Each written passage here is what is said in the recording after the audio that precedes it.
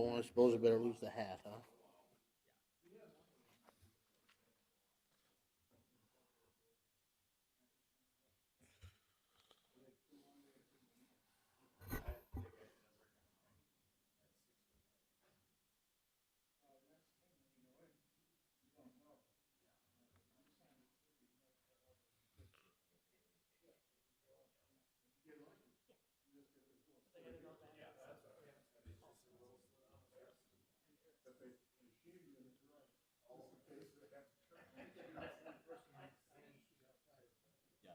You wake up and you go, Okay. I got the good one. Ready? I get a vanity chair. That's not bad. Good evening and welcome to the December 4th? 5th. December 5th, 2023 Brookings County Planning and Zoning Commission meeting. The meeting is being recorded, televised, and viewable on Swiftel Channel 19, ITC Channel 168, or the Brookings County YouTube channel. And I'll call this meeting to order. Approval of minutes. Is there a motion? So moved. Motion by Diedrich, Second. second by Paulson. All in favor? Aye. Motion passes. Items to be added to the agenda by commission members or staff. I don't have anything, sir. I don't have anything. Invitation for citizens to schedule a time on the commission agenda for an item not listed.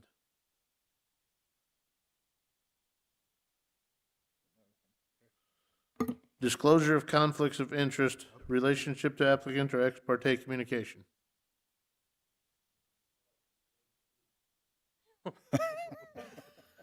No, you have to stay twice as long. Approval of agenda, is there a motion? Mr. Chair? Yep. Item number 8 might be tied in with number 7. Probably will not have a training session tonight after we depends how we get through, or it might be tied in with going over the ordinance. So, You mean 9 with 8? yes, excuse me. Yep. Okay. Does that work for everybody on the agenda? Approval, is there a motion on that one? So moved. Motion by Vanderwall, is there a second? Second by Gatsky, all in favor? Aye. Motion passes.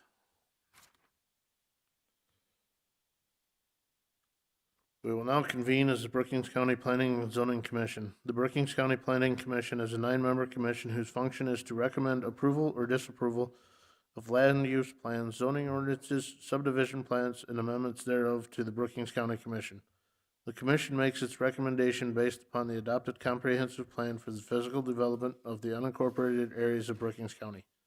As a matter of policy, all motions are made in the positive. After a motion is moved and seconded, it is open for debate. Those supporting the motion shall in turn give their reasons. Those opposing the motion shall then offer their reasons.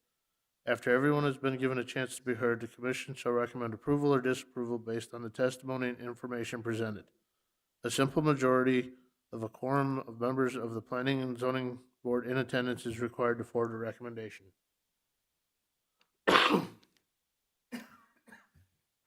Moving on to agenda item number 8, work session with Luke.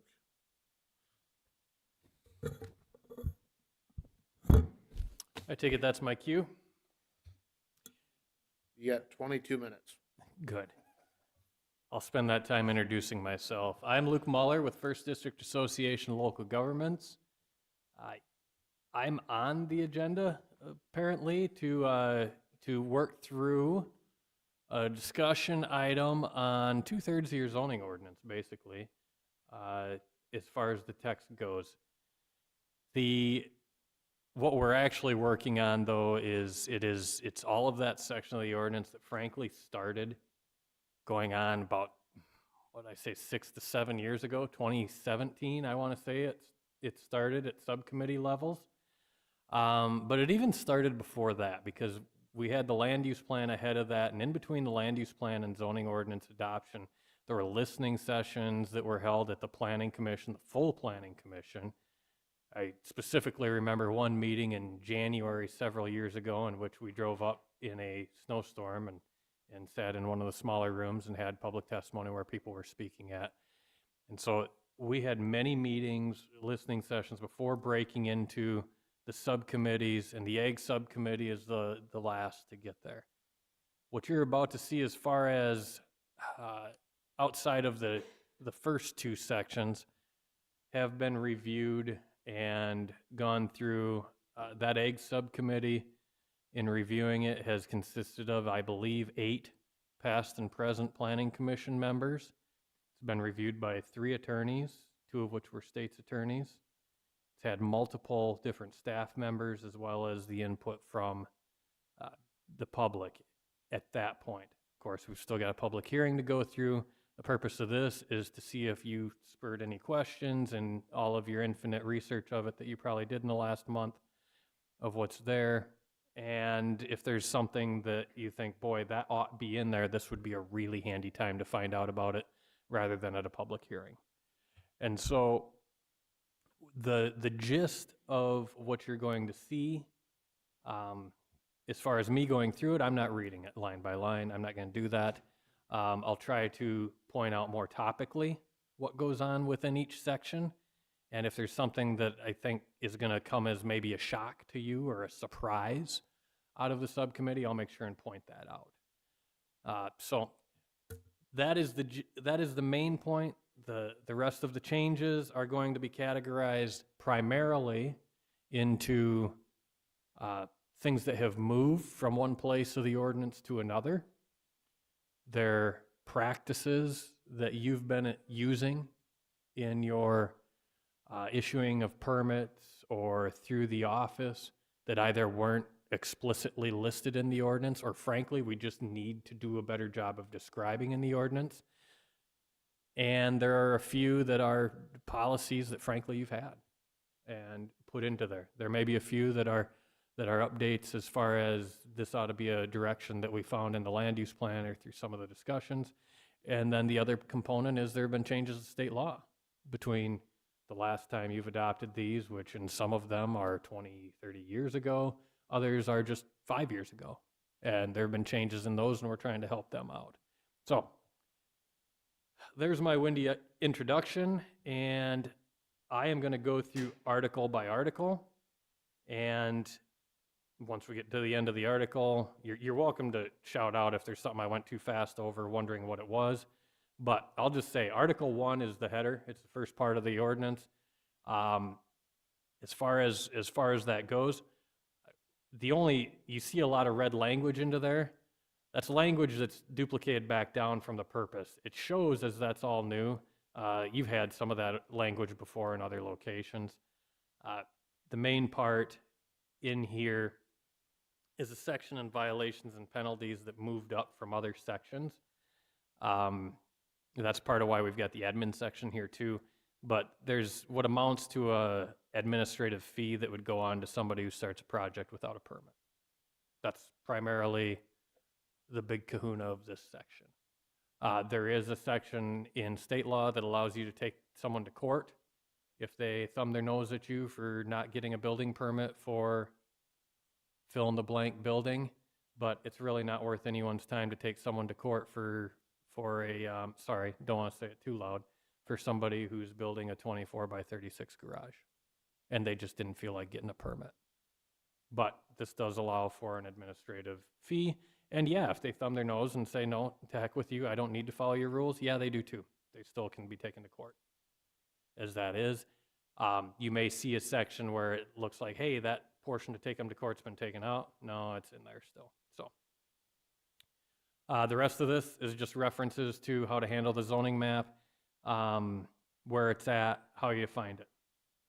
No real changes there, and so I'm not going to outline it, to be perfectly honest. So with that, you're through the first section. Were there any questions on that first part? If not, it's mostly the same as what you had. Second is definitions. Now, definitions are very important when you need them. On the front end, for you to think of dream up all the scenarios where you would need to know the definition of fill in the blank word is kind of futile for us to sit here. If there is something that you can think of now that there have been times you've been sitting up here going, well, how should we handle, or what is this meaning, or what is that? For example, For example, there's a reference in here that I'll get to as far as wells that are, I believe it's established well, if I remember right, that was used through that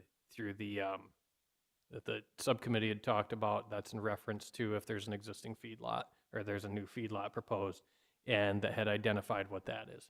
So from that, and we'll get to that in a little bit. We'll get to that when we get to there. But is there unless there's a specific definition that you want to look at, I'm really just going to blow past it.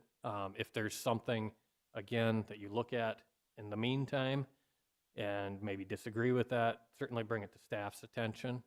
Or if you're wondering why are we handling it that way or why isn't that for the whole section, bring it to staff's attention or speak now if you know of something. Staff, do you have anything on that? Okay. So I'm going to move past that one. We're going to go to, this is basically a header section to your zoning districts, your application and district regulations. And again, this was just to make sure in updating the zoning ordinance, when it was decided to go through the zoning ordinance, we've done all these other sections. This was the what's left, to be perfectly honest. The first three sections were. Again, definitions are very important, and we added a lot to try and help ARM with how we think it's been interpreted.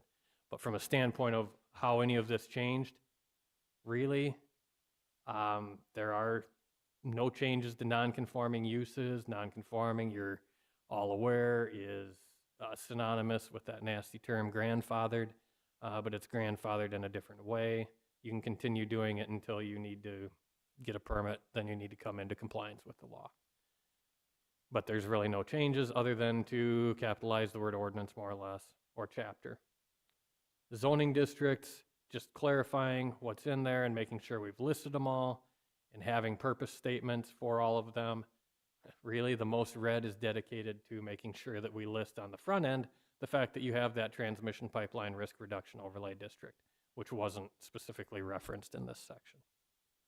That's all for that. I will point out one very important component that was added in 2021, and it's this section 303.2. It says that all uses and structures not specifically listed as a permitted use, special permitted use, accessory use, or a conditional use in a particular zoning district or overlay district shall be prohibited in said district.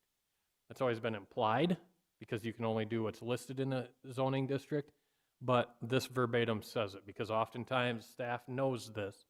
You'll get someone come in and they'll tell them, well, you can't do that in that district. They'll say, tell me where it says I can't do that. Well, before all they had was, well, this is all you can do. So then you can't. Well, this section now doubles down on that point. So that is in there. That's not new to this group, or it's not new to the ordinance, but it is newer, we'll say. With no questions, let's get into the bulk of that discussion then. So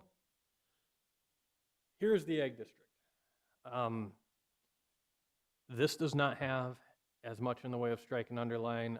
Honestly, ideally, the idea is probably to do a replace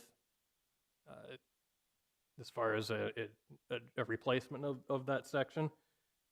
But I know that there were suggestions the last time when we did the joint jurisdiction that they wanted to be able to see what were the changes. So there's a working document that's got those changes behind them if somebody wants to see them.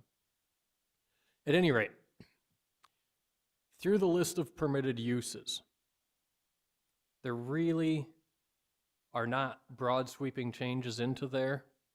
Probably the main change that you would see, and you may not notice it at first blush, is that the reference there, and stop me if I'm wrong on this, staff or anyone else, but the Ag Subcommittee found, and you were one of the first through the subcommittee, but multiple counties have gone to doing things the same way as this. And what I'm getting at is it now lists ag activities and farm-related buildings, including Class D, concentrate animal feeding operations. Before Class D would have been classified as a concentrated animal feeding operation over the shallow aquifer. I want to make it clear that is not what that is anymore. Now, Class D, rather than being from the bottom end of a concentrated animal feeding operation all the way up to 500 animal units, will count all the way up to 999. That is similar to many other counties that have gone through this process in the last decade, and that is where that number would go. So ultimately what that means is that's a permitted use up to 999 animal units, as long as it is not over the shallow aquifer, or they're not, complaints at the state level. Yeah, Luke, if I could just add, they would have to meet all the setback requirements like they do Right. now. And if they don't meet one of those requirements, then they would have to apply for a variance or go through that. But if they meet all the requirements, we go through the special permitted uses, issue them their permit, and they go. So now this would be like for the Class C swine finishing units that are at 960 animal units, 2,400 head noses. Now they would have to apply for a conditional use for a Class C. If this goes through as proposed, they meet all the requirements, we go off the checklist just like we did before. Everything's met. We issue them a permit, special permitted use, get the building permit, and they're good to go. So takes that one less step for them to come before the zoning board, planning and zoning commission. So I'll relate with that story where that honestly, it came about, the story or the example that I lived in one of the counties I work with, came after the suggestion came for Brookings County, and it was, I had actually within the course of 3 months, I had 2 producers contact me in the county that I was serving as zoning officer saying they want to go. They acknowledged the fact that they were the old operation that was set up on the hill with the barn right on the hill, in which they would just pile the manure on the edge of the hill until it was time to haul it. And we know where water and manure goes when it's on the side of a hill and running down. And he said, I would like to go through and have a slatted barn, but I'm going to have to boost my number from 400 to 700 in order to do it, but I have to get a conditional use permit, and I don't want to go through that public bloodletting because I have seen what happens to other people who go through it, and I don't want to go through it, so I'm just going to keep doing it the way I am, even though I know it's probably not the best way. That's not what we want. The truth is, if someone wants to go through it, many of those don't have the interest in going above that number anyway, but once they do get up to that level, then the state permit as well as your permit's going to kick in. So that's where that came in. That's a little intro on what we're going to talk about, where the feedlot discussion went. The rest of this, as far as permitted uses, maybe, I guess, institution farms moving up there to a permitted use, because frankly, same with ag research facility. You probably saw that in the joint jurisdiction as well. We can't say no, so why put it in as a conditional use? Special permitted uses, we'll talk a little bit more about, we'll talk about the process, and that's where, honestly, when we talked about training, that's really what I was going to talk about anyway. Special permitted uses, since we started this process, it was kind of funny because we had started the process planning on putting them in, but they were put in as permitted special uses. And then legislature created this animal, and then they called them special permitted uses. So bottom line is, flip the name around, and here they are. Basically, to put it into context, a special, and I should, for what it's worth, for those that don't do this every day, a permitted use is something, when I roll out of bed, I put my feet on the ground, I know I have enough land and I meet my setbacks, I can do the things that are listed as a permitted use. I can play around in a recreation area. I can build a house as long as it meets the setbacks. And I have enough property, I have enough acres. I can have now, like we mentioned, 200 head of fill-in-the-blank critter. A special permitted use is one of those things that I roll out of bed, I can do it, but there's more than just setbacks and lot area to it.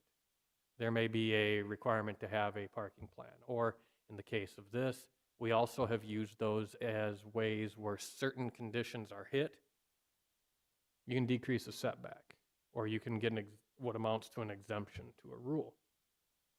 And the reason for that is because the goal here is that we're not issuing variances anymore. Things that shouldn't be getting variances aren't getting variances. If you think that it ought to get a variance, you hit timeout, let's amend the rule and make it so that that is something that's allowed, unless there is something so crazy going on the property, 20-foot cliff on the backside of a lot at, I'll just name it Lake Ponset because I ran across this a couple of months ago. Okay, you win. You do get a variance in that case.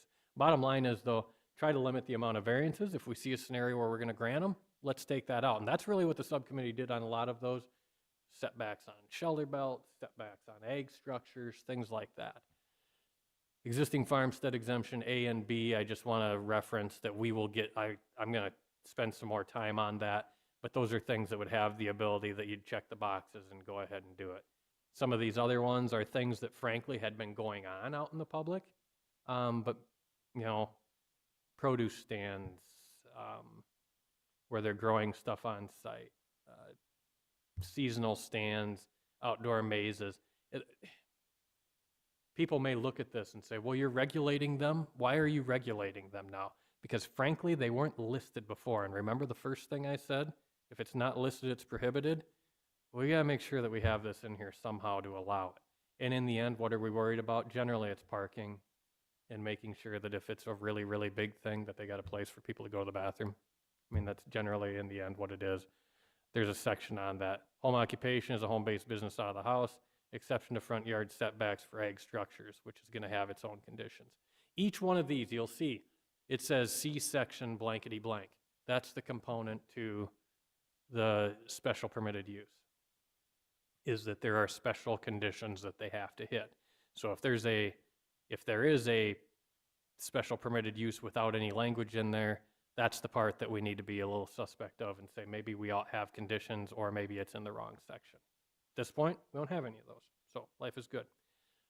Conditional uses now. Conditional uses are those things that, as you're aware, you need to come before the board in order to do so, primarily in order to get input on conditions that should be applied to that thing, to that particular use. Because as a community, as a county, the idea is that through the 7 years of review, the multiple legal reviews and the multiple subcommittees, and then this board, and then the county commissioners, by the time we adopt them, we should have a pretty good handle on what the intent is for this sort of a use in the district.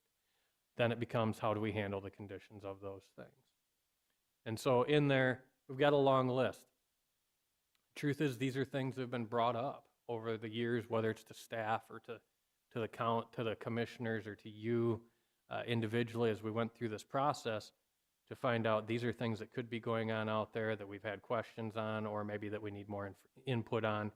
And so you'll see, for the most part, they're very similar. Class A, B, C, concentrated animal feeding operations, the same as it was before, same listed.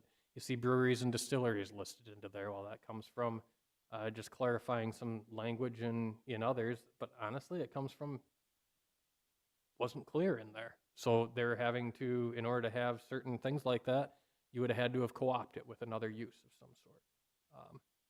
And I don't know why my brain was drawn to breweries and distilleries. I just want to point that out for anybody. But other uses into there that are out there. Probably, I want to go down a ways to just a couple of what I'm going to call new uses. Aside from what we would call ag tourism sort of uses, like the U-Pick or the mazes, or I don't know, you could call them experiences. I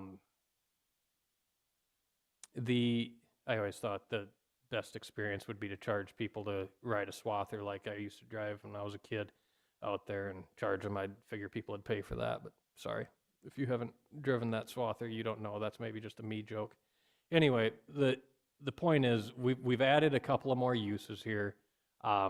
Solar energy systems. What's that? That's a solar farm.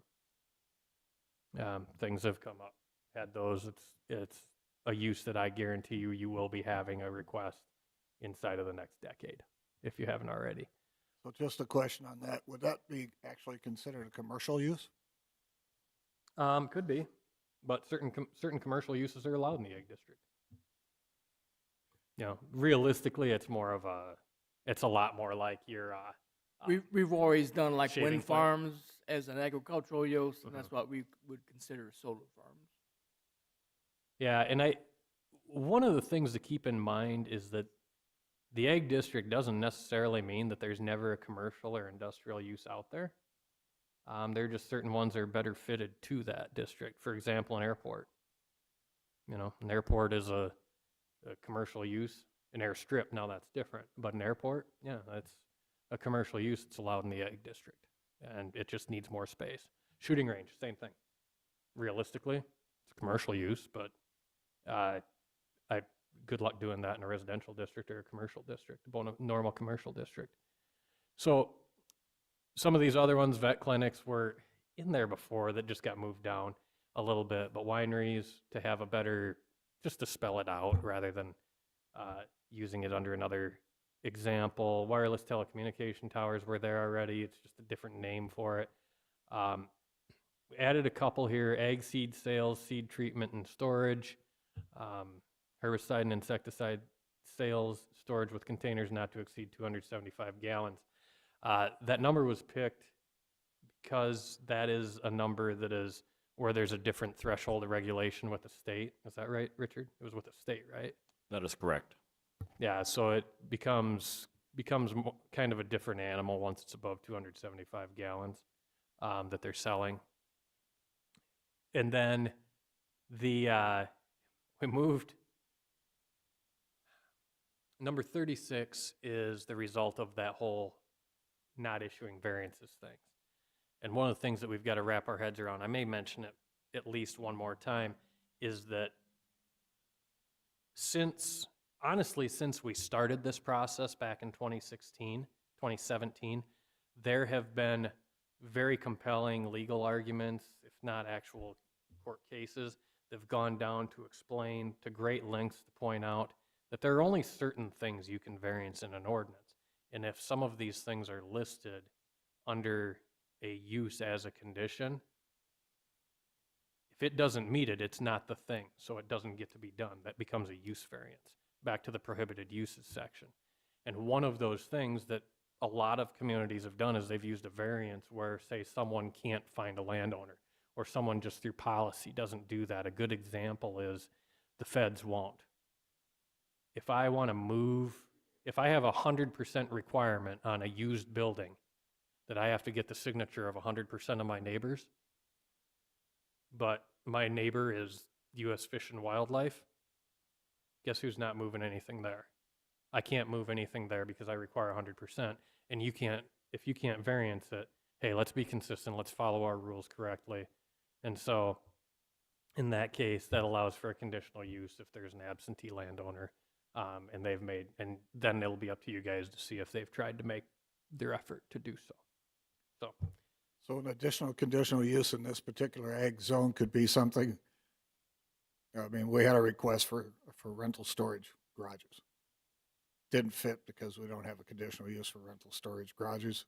Would this be the time to look at that option if we were going to do it?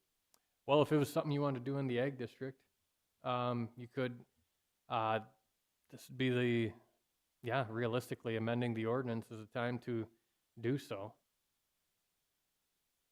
And I thought that proposal, when it was presented, was a fairly decent proposal, but at the same time, we didn't have a conditional use, we could allow it. We didn't have a commercial zone that we could allow it in that particular area. Would this be something that, again, I would put it out there simply because I don't farm, I don't own that land, and we're taking production out. Is this a reasonable use of that as a conditional use in an ag district?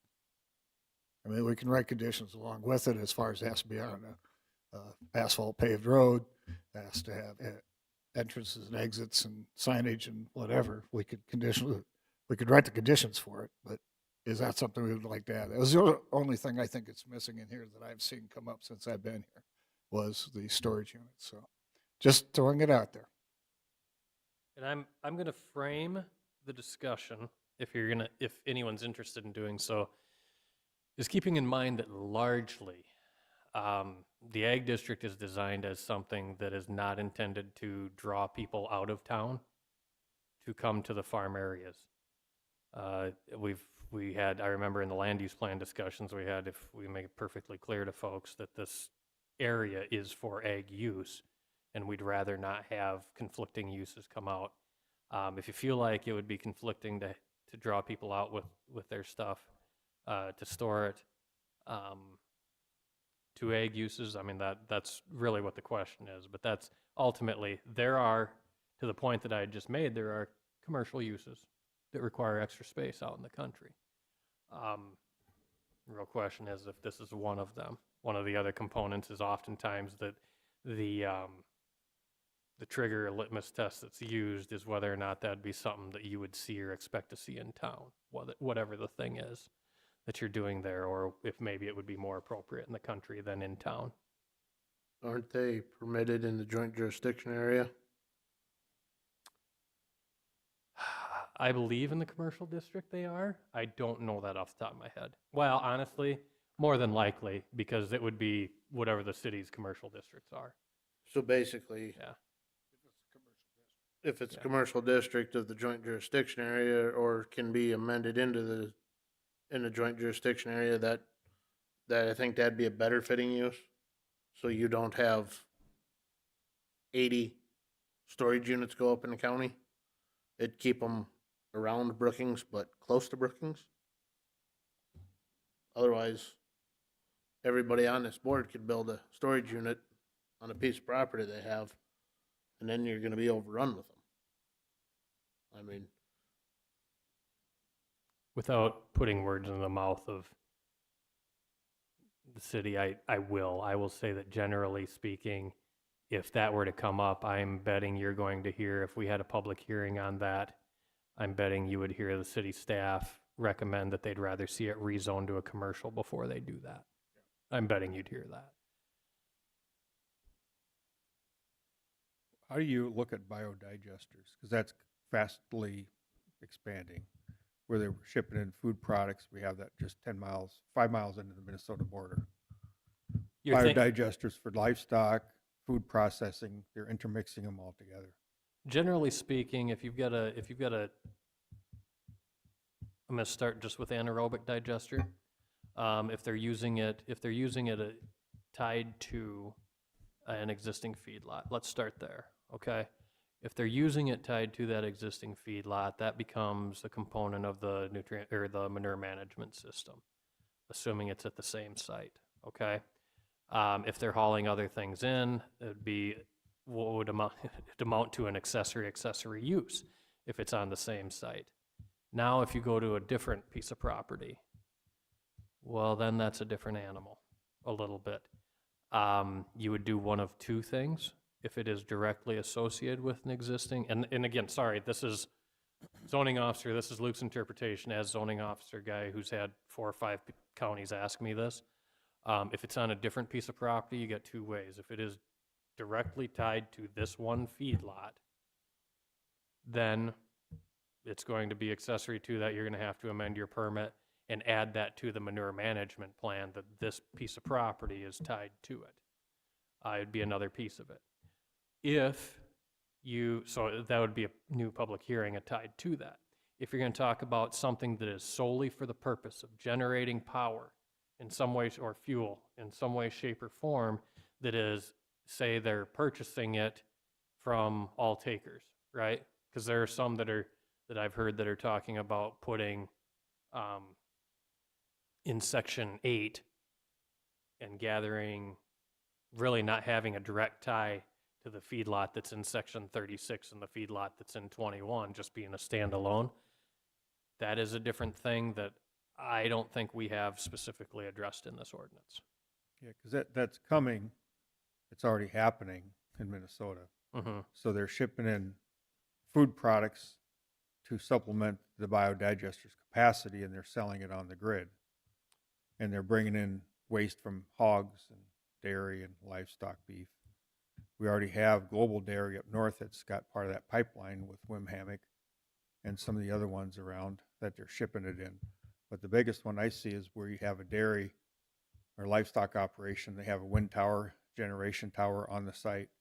They've got the biodigester. They're able to sell the nutrients. So they're actually creating a good business Mm-hmm. and utilizing it. But it's amazing to me was economically how much that's saved the landfills because they're not bringing the food product waste. So that's why I was wondering how biodigesting or aerobic digesting is fitting into this. Yeah, it would be an interesting.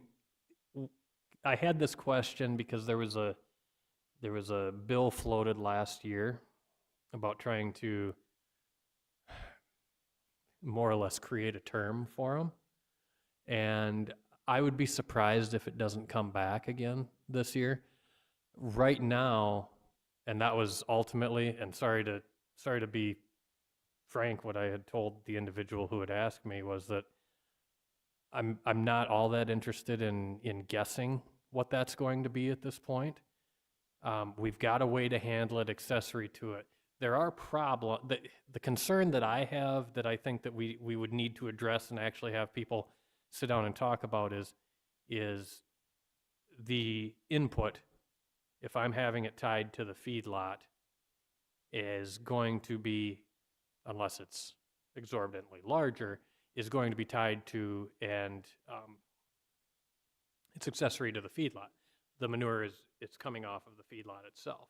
So I'm not having to haul in more than a small percentage of it. If I'm at another place, then I'm having to either haul it in or do it through pipeline in some way, shape, or form. More than likely, these bio ones, which frankly are a decent idea, but you are going to have you're going to have traffic issues and things like that. But I also think it's gonna, when that does come, it's gonna be part of our energy, probably the statewide energy. It's gonna have to be regulated by somebody at some level, because it's gotta go into the power grid. That puts it into the electrical side of the house and the power generation side of the house, so.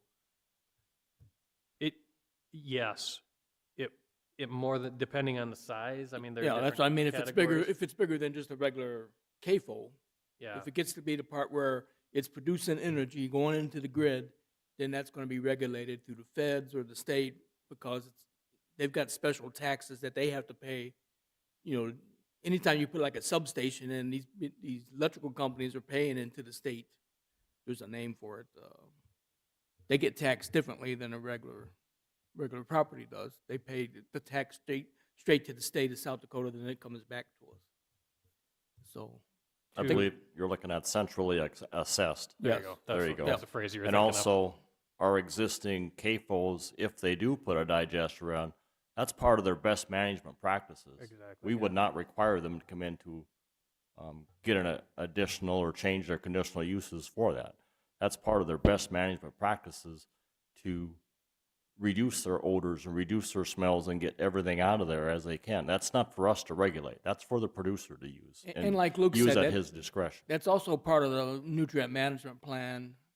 So it does have some regulation by the state of South Dakota. Correct, yes. DANR. Yeah, it would have to be all of Danner's requirements at that time, but anyway. But we're pretty much talking about a digester that's attached to a particular CAFO. What if we had 5 CAFOs who pipelined it into a central location and it's nowhere near any of the others? That's the one right now that I don't think we've got a great way to do it.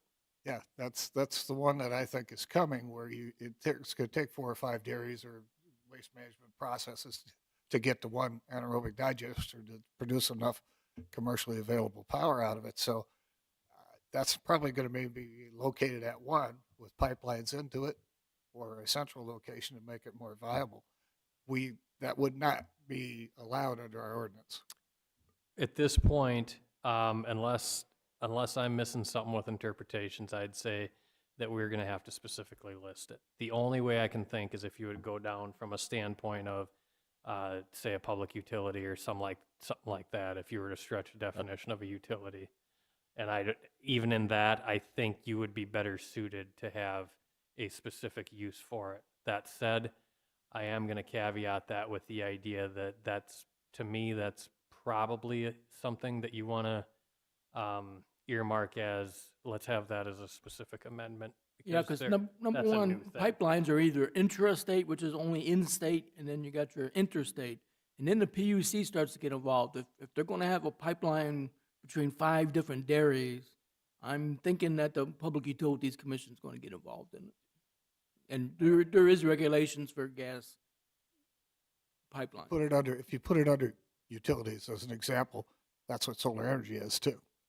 It's a utility. It is, and that's, I mean, we've got it specifically listed out there where you're generating it, and that's why I would say that we'd be a little hard pressed to say that it's Producing. right. I've sat in on a couple meetings on those, and I think it becomes a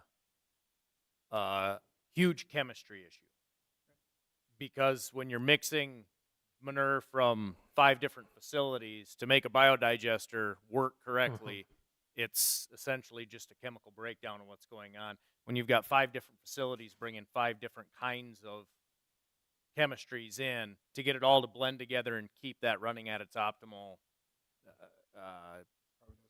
Yeah. So it sounds great. I know I've talked to a bunch of guys that are, oh, let's go do this. But when you put pen to paper, I don't think it's chemically functional.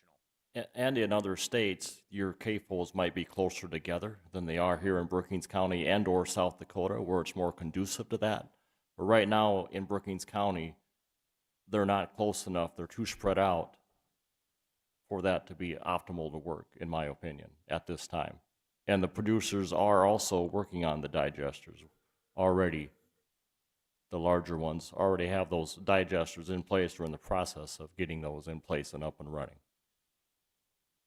So I think all the way around, the idea that they're coming, it's true. I mean, frankly, they're here already. We don't have the standalone sites yet. As of now, basically our ordinance directs them and recommends that they be associated with the existing concentrated animal feeding operation. At the point in which you would have someone, the way that works is that right now, at the point in which you would have someone who's interested in having their standalone bio digester that may include, say, from a landfill, or probably, I mean, I could see that very likely tied to that. Food waste. Yeah, or yes, or The food waste. Food waste company saves $1 million for dumping it into a landfill. They can have a shorter distance to go to a unit. And the dairies actually don't own those biodigesters. You guys understand that. They lease the land. Yeah, The biodigesters and the dairies sell the waste. The biodigester leases the land, so it's a separate standing entity. Yep. And it's owned by a different party, oftentimes from an overseas investor. Yep. And that, but again, it's a component of the operation that is there, tied to it, accessory to it. But the bottom line is that it would be something that would just be, we'd have to draft rules ahead of it as the time comes at this point. Otherwise, we're directing them more towards that. I would, to that end, if you're talking about food waste or something like that, unless there is a specific, or I would think from a standpoint of carrying that, you'd want that would probably be better situated closer to town. I would assume from a standpoint of just traffic or trucking it, but I don't know. I mean, I don't know what you're seeing in Minnesota. I mean, do you know? It's in 30 Minnesota? miles right east of here at Oak Grove Dairy, which isn't too far from Young Dietrich there. Oh, that's where they're hauling it. But it's over at Oak Grove. Okay, so it is going over a road. They're building it and it's assembled. It's leased land. It's no different than what kind of Global Dairy has. They're leasing their land for that one that's used by 4 dairies. Uh-huh. So it's easy to add the food products. It's just a shed. It's a dumping station, and they store it in a tank, and they just mix it with the biodigesting. With the process. existing one, or for the rest Yeah, of it it? just all mixes together. Yeah, so if they were to do one standing alone, yeah. Yep, And that they're all wasn't tied leased. to a feedlot. Well, yeah, everybody ships it in. So Yeah.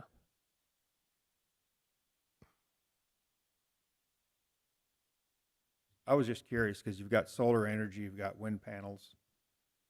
I just thought maybe that was something We've- that was a category. So One more step, yeah.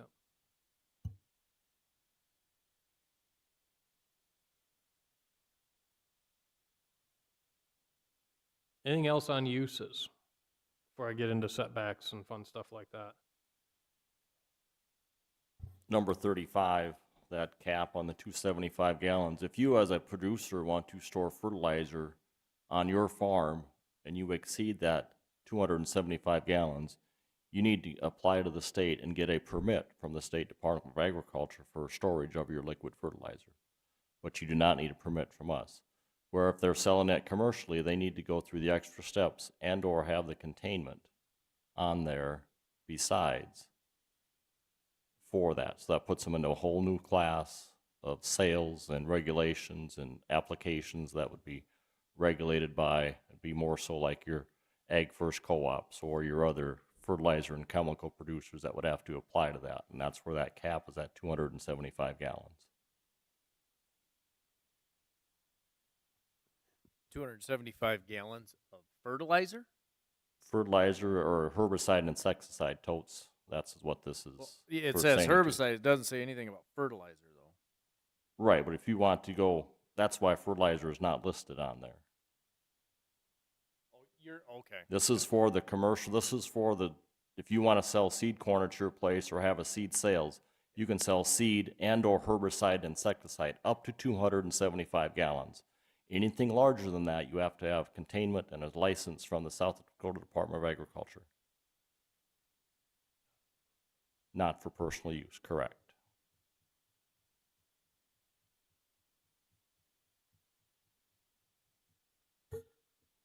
There were two other changes in use. One that actually I see that we got update on the draft that I just was going to point out.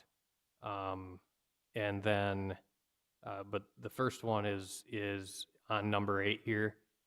Before it was contractors, shops, and yards, and I think that was primarily intended, at least, to be accessory to something else, whether there was a project or maybe accessory to another thing going on in the ag or commercial districts that needed a contractor shop. This was spelled out to be more specifically that it's temporary. So for the standpoint of if there's there's a wind project or there's a that's not going to have a full-time or a forever operation and maintenance structure, this would be the separate component of that. But the better examples are the ones where you've got a road project or something like that if they need a lay-down yard. The one that I've gotten crosswise with some groups is leading me into the next one, which is utility companies. When they have a giant utility project, I can tell you in Kyannan County, they can't have a lay-down yard for it. They got to go to town with their junk, with their stuff. And so this is something that I'm probably going to suggest to a lot of counties just to say, and I really like the way that the application is actually set up as far as just saying, all right, tell us how long your project is. And that's to spare the fun. Tell us how long your project is. We'll give you a little bit longer. When it gets done, we want it cleaned up. That's This essentially would be it. what we have used for wind towers in the past, what we just approved 2 months ago for the rehabilitation of the wind farms that we just did of Buffalo Ridge 1, I believe it is, south of Hendricks, north, over by the county line. We did 2 lay-down yards a couple months ago. That's where this would come into the temporary. We would use that where that would fall underneath that category. Whereas before we have contractor yards, and then we put it in the findings of facts for X amount of days or years that they anticipate that they will be done. So that'd be the same with pipelines too then? Correct. Anything that has a staging area is what would fall underneath this. Yeah. Just curious, would you use the word staging as part of that? Contractor shops, yards, or staging areas, or? Yards would contain that Yeah. same thing. Okay. Yep. Yeah, I don't want to limit it to that. Otherwise, it would just be another comma in there. But I think that's going to capture it. To that end, though, that is one of the things that we're going to have, and we meant to. And I think we had a draft that had it out. But transmission lines, transmission of utilities, liquid or electrical, is listed as a conditional use. Though I don't know that that's ever been required as one. And frankly, there are things that are allowed or almost mandated by other federal and state entities. So the bottom line is that portion will be taken out as a conditional use as well. That being electrical transmission lines and water transmission lines. Theoretically, one could make the argument that if a water line's going across someone's property, that it should get its own CUP. Which let's take that question out of the ordinance. So I can tell you specifically that I've run into that before where that has been brought up contentious, so. Does the ordinance differentiate between private utility and versus public utility? That's a term that's been tossed around lately. Not really. Okay. From a standpoint of how uses are listed and setbacks moving down, really just put them into a table. From all reality, they were listed before, put them into a table to say what we meant. You see that existing farmstead exemption A, existing farmstead exemption B. We'll get there. Bear with me on that. Other conditional uses as determined by the Board of Adjustment. So other permitted uses, that was one thing. Say that there was a bin site, single-family residence is 35 acres, same as you've got. There's a bin site out there. It's a 1 acre minimum lot area. Just kind of for what it's worth. And I know that I've seen you handle those in the past. These exemptions to the height, they're just spelled out differently. It's the same ones you had before. References to existing farmstead exemptions as far as how they're handled again. Those are just the A's and B's. Talk about setbacks here. Again, just spelled out into a table. Houses have a different setback than ag structures, and then put in different setbacks for other facilities as well into there. These are not vastly different, except for the ag structures is less than it was before. And that's primarily because I've seen you issue variances to ag structures that you wouldn't have issued to other structures. And the board saw, or the subcommittee saw the same thing. There are a couple of exceptions into there. One other into there is just move the shoulder belt setback into the setback section instead of a shoulder belt section. But there are a couple of exemptions that were already in the ordinance as far as exceptions for non-conforming structures. And then the exception to setbacks for ag uses, ag structures, says that certain things may be constructed within required setbacks for permitted uses if granted permitted special use permit. And that is primarily where they get the blessing of the road authority ahead of time before coming in, is what that is. And that is an exception to the setback. That would be a special permitted use, meaning you're not even going to have to see it and go out there and rebuild that thing. Covenant, right to farm covenant stays, and separation distances, those are primarily recommended planning tools. So, ag district. Any questions on the ag district itself as we listed them? This is just a question that I have come up in my occupation. It's 5 acres, right, for an existing building site, or can it be any size for a No, it is not 5 acres. It can be 1 acre if 1 it has acre? Because that's state minimum separate. of 1 acre, so it meets DANA requirements. But if you have an existing building site with a shelter belt, it can be 3 acres, as long as it encompasses the original buildings in there and/or part of the shelter belt. I just saw that 5 acre thing in Yeah, the we table. We're coming to that. He's going to go over yeah, that. stick a pin the- in that because that may come up here. Okay. Okay, I'm That's just coming up thinking in about Yeah. how the the brokers, supplemental section. the brokers sell stuff, so that's. Yeah. So, any other questions on the ag district? And hold that thought on that exemption. All right, let's go to the long section, and I'm not going to go through quite as much detail on that, other than just kind of different things or things that you may want to make sure and hit. This again, the supplemental or general requirements of Article 5, they address not only things in the ag district, but all throughout the ordinance. So that's why you've got vision clearance on corner lots into there, and some of these others as well. In scrolling through, most of these were already in the ordinance. Structures having to have access, things like that, they're just moved from other sections. Or they are things that have a nexus as far as, be it state law or case law out there that you ought to follow. The first part, I can get down to, there's a little bit added as far as manufactured homes, but I'm sorry if you get dizzy easily here, but we'll get down to a section here. One of the sections that was added into there was one that I found several years ago. We used to have a lot of questions about as far as signs, small signs and things like that. This section, the signs are still structures. They're still things that fall under the category of the zoning ordinance. And so the group set up, and I honestly, I don't remember if that was the commercial group or the ag group, and I think it was a little of both, set up rules as far as how and where signs could be with regards to, and sizes, things like that, with regards to ag district especially. One of the things that we had to address was the idea of temporary signs. And essentially what went on there was that signs that meet the definition of temporary signs are essentially allowed on a property throughout the summer, more or less, is what it amounts to. But those go down to, I mean,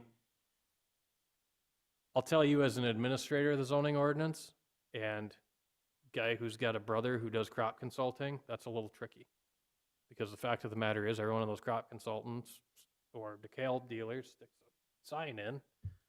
Well, if you don't have a component that allows small signs, you're capped at one sign at 80 square feet, and you can't have another one of those. So essentially, there is a mechanism written into there to allow those small ones or temporary signs like that. And so otherwise, Luke, why are you regulating them? Because before they technically weren't allowed. And we didn't want to be called treating a double standard. So there you go. Anyway, without getting into it too specifically, this is what's in your joint jurisdiction ordinance that you would have had when you looked at that before. I referenced the moved-in permits, that it just allows you the ability as a board to go ahead and handle the absentee landowner situation, is all that's new there. I want to get down to, let's talk existing farmstead exemptions, okay? First, this section. I talked about getting down there. This is designed to, I'm going to say, clean up some things that were discussed within the within that subcommittee, especially over some permits that have been issued that weren't necessarily loved out of the planning commission, or at least out of that group.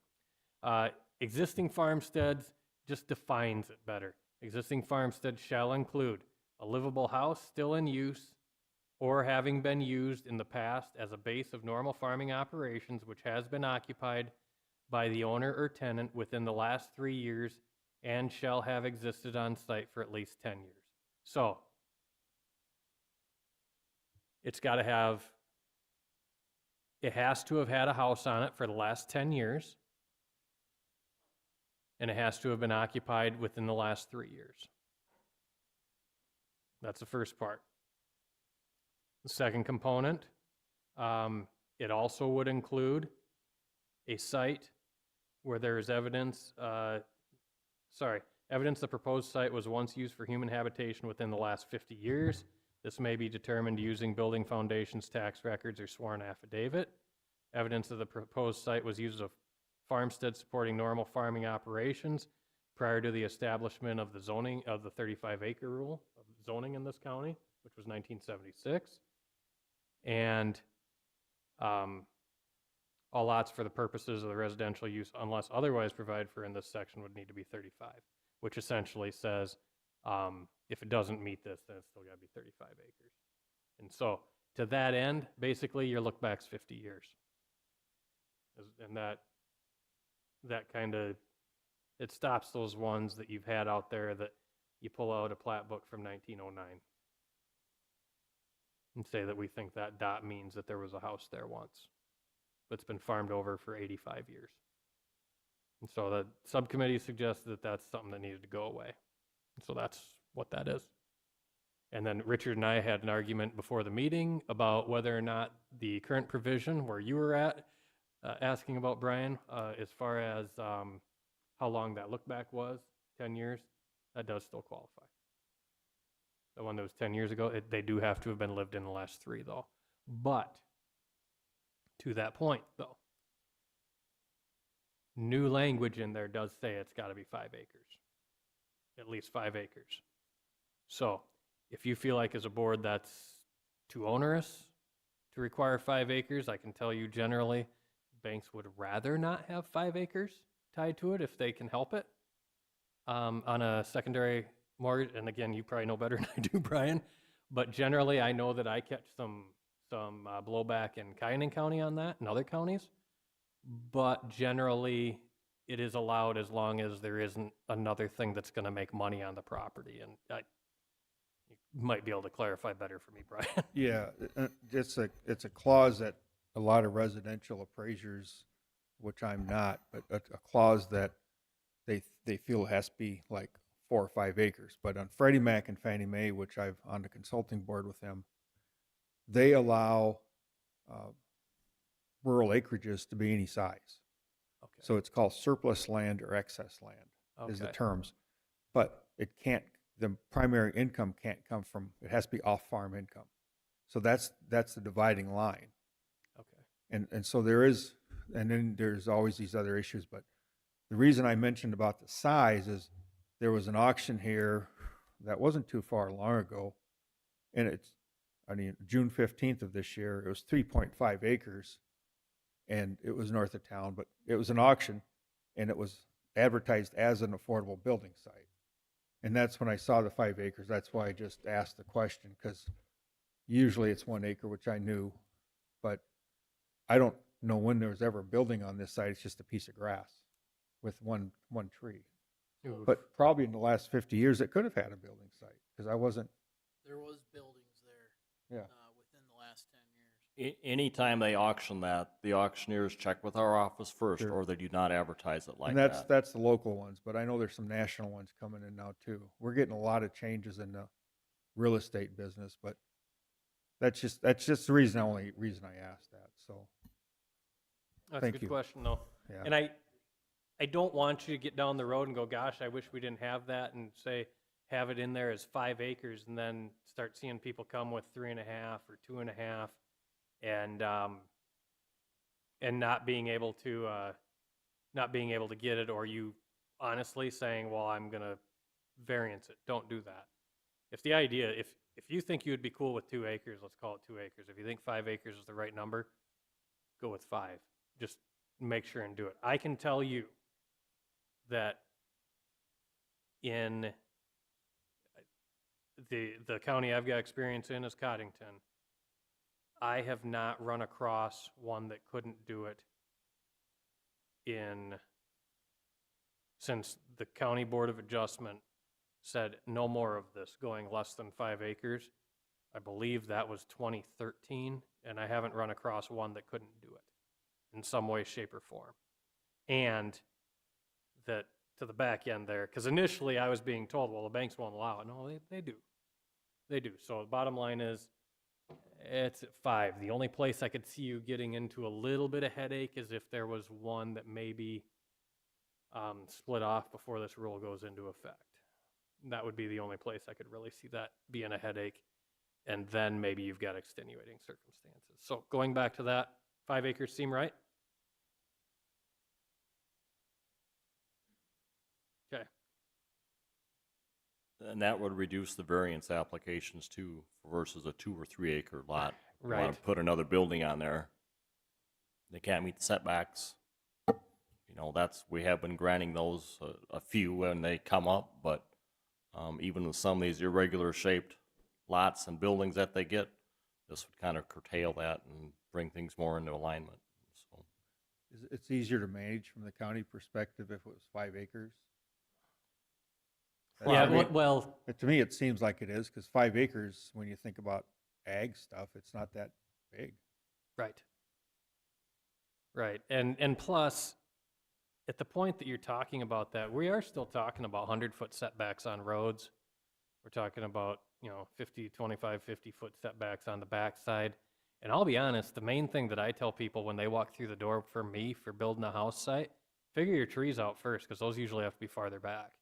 If you're going to plant your first tree 100 feet from the right-of-way, and you're going to plant 6 rows of trees, all right, go figure out where you're going to put your house now. Because if you're trying to shield yourself from a township road, go have fun. So the bottom line is, by the time you've done that, you don't have enough room on 2 acres.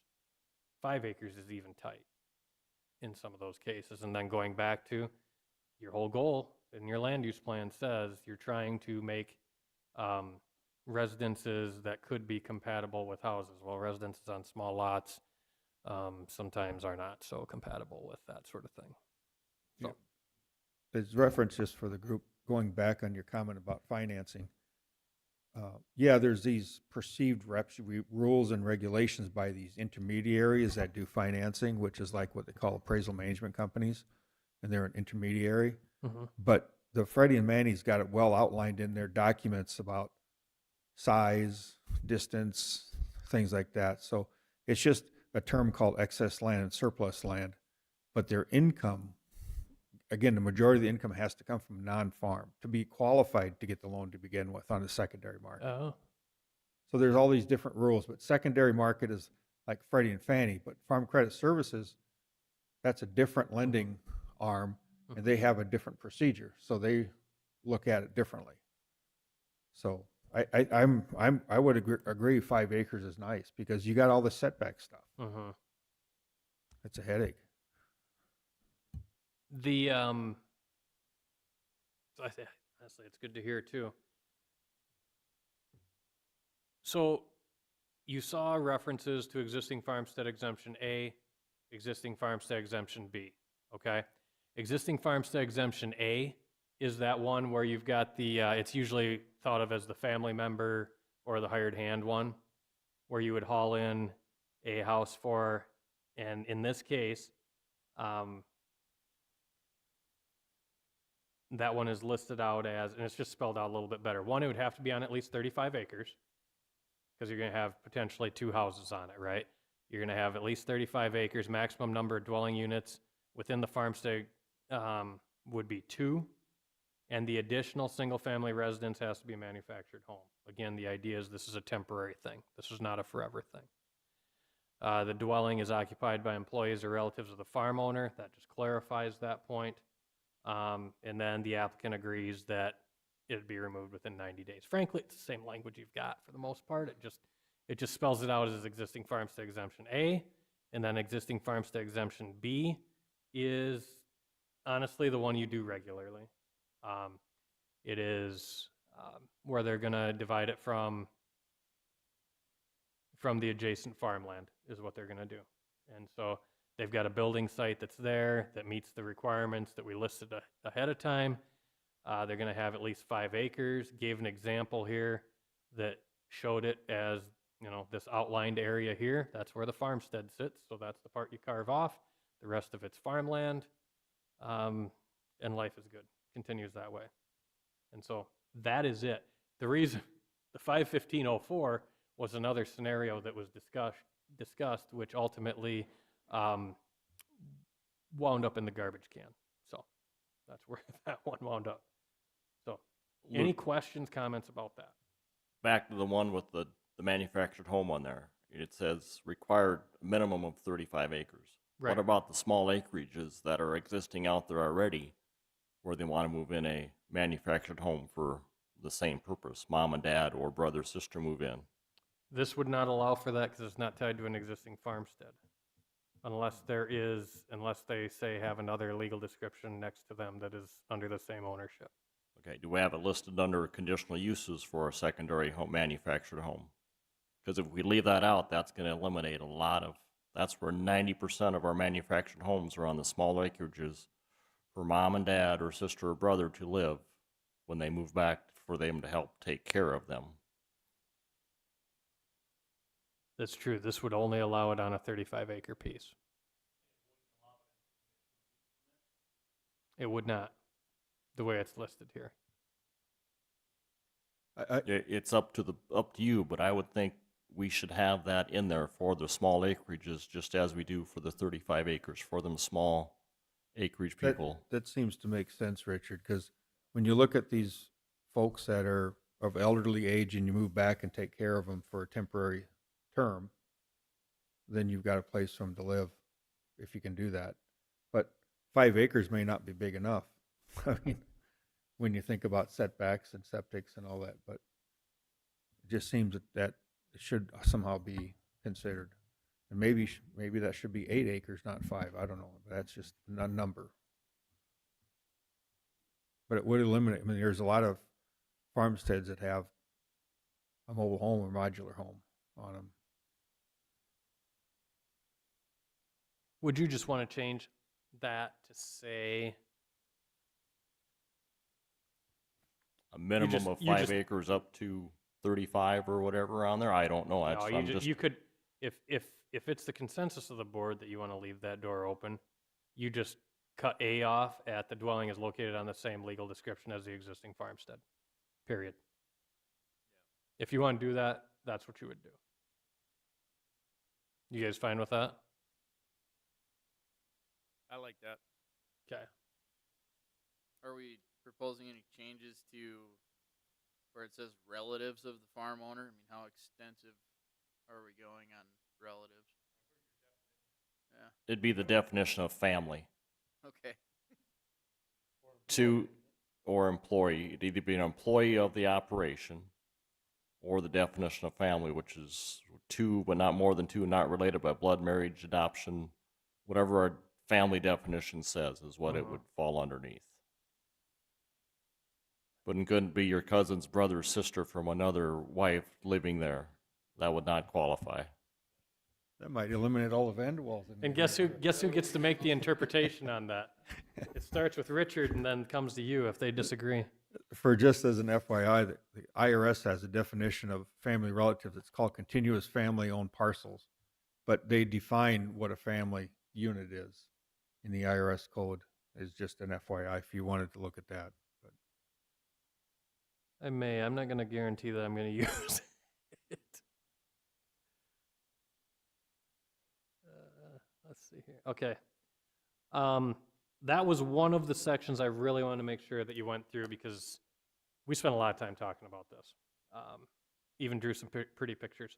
So scrolling through now, I'm going to try to avoid, you're going to want to close your eyes if you get dizzy easily because some of this has been gone through and a lot of it's the same as it was before.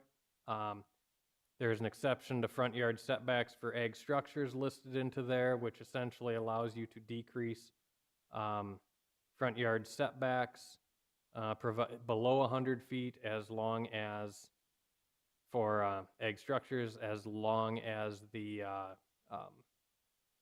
road authority signs. The section on ag tourism is a large animal, okay? It is a header more than anything, but it includes such uses as, think of it this way, you used to have the ability with people that grew melons or fruit or whatever on their site and to be able to sell it. Still there. You just put them all under one thing, along with the same thing as, say, hay rides and go pick apples and cases where there's all the way up to, if I remember right, yeah, wineries and breweries are in that same section. And just, what's that? Yes, yep. And basically so that they could be split out as, these are permitted uses. I mean, we don't want Richard to go out on October 27th and go kick everybody out of the corn maze. That sounds like a really fun job on the night of the 27th of October.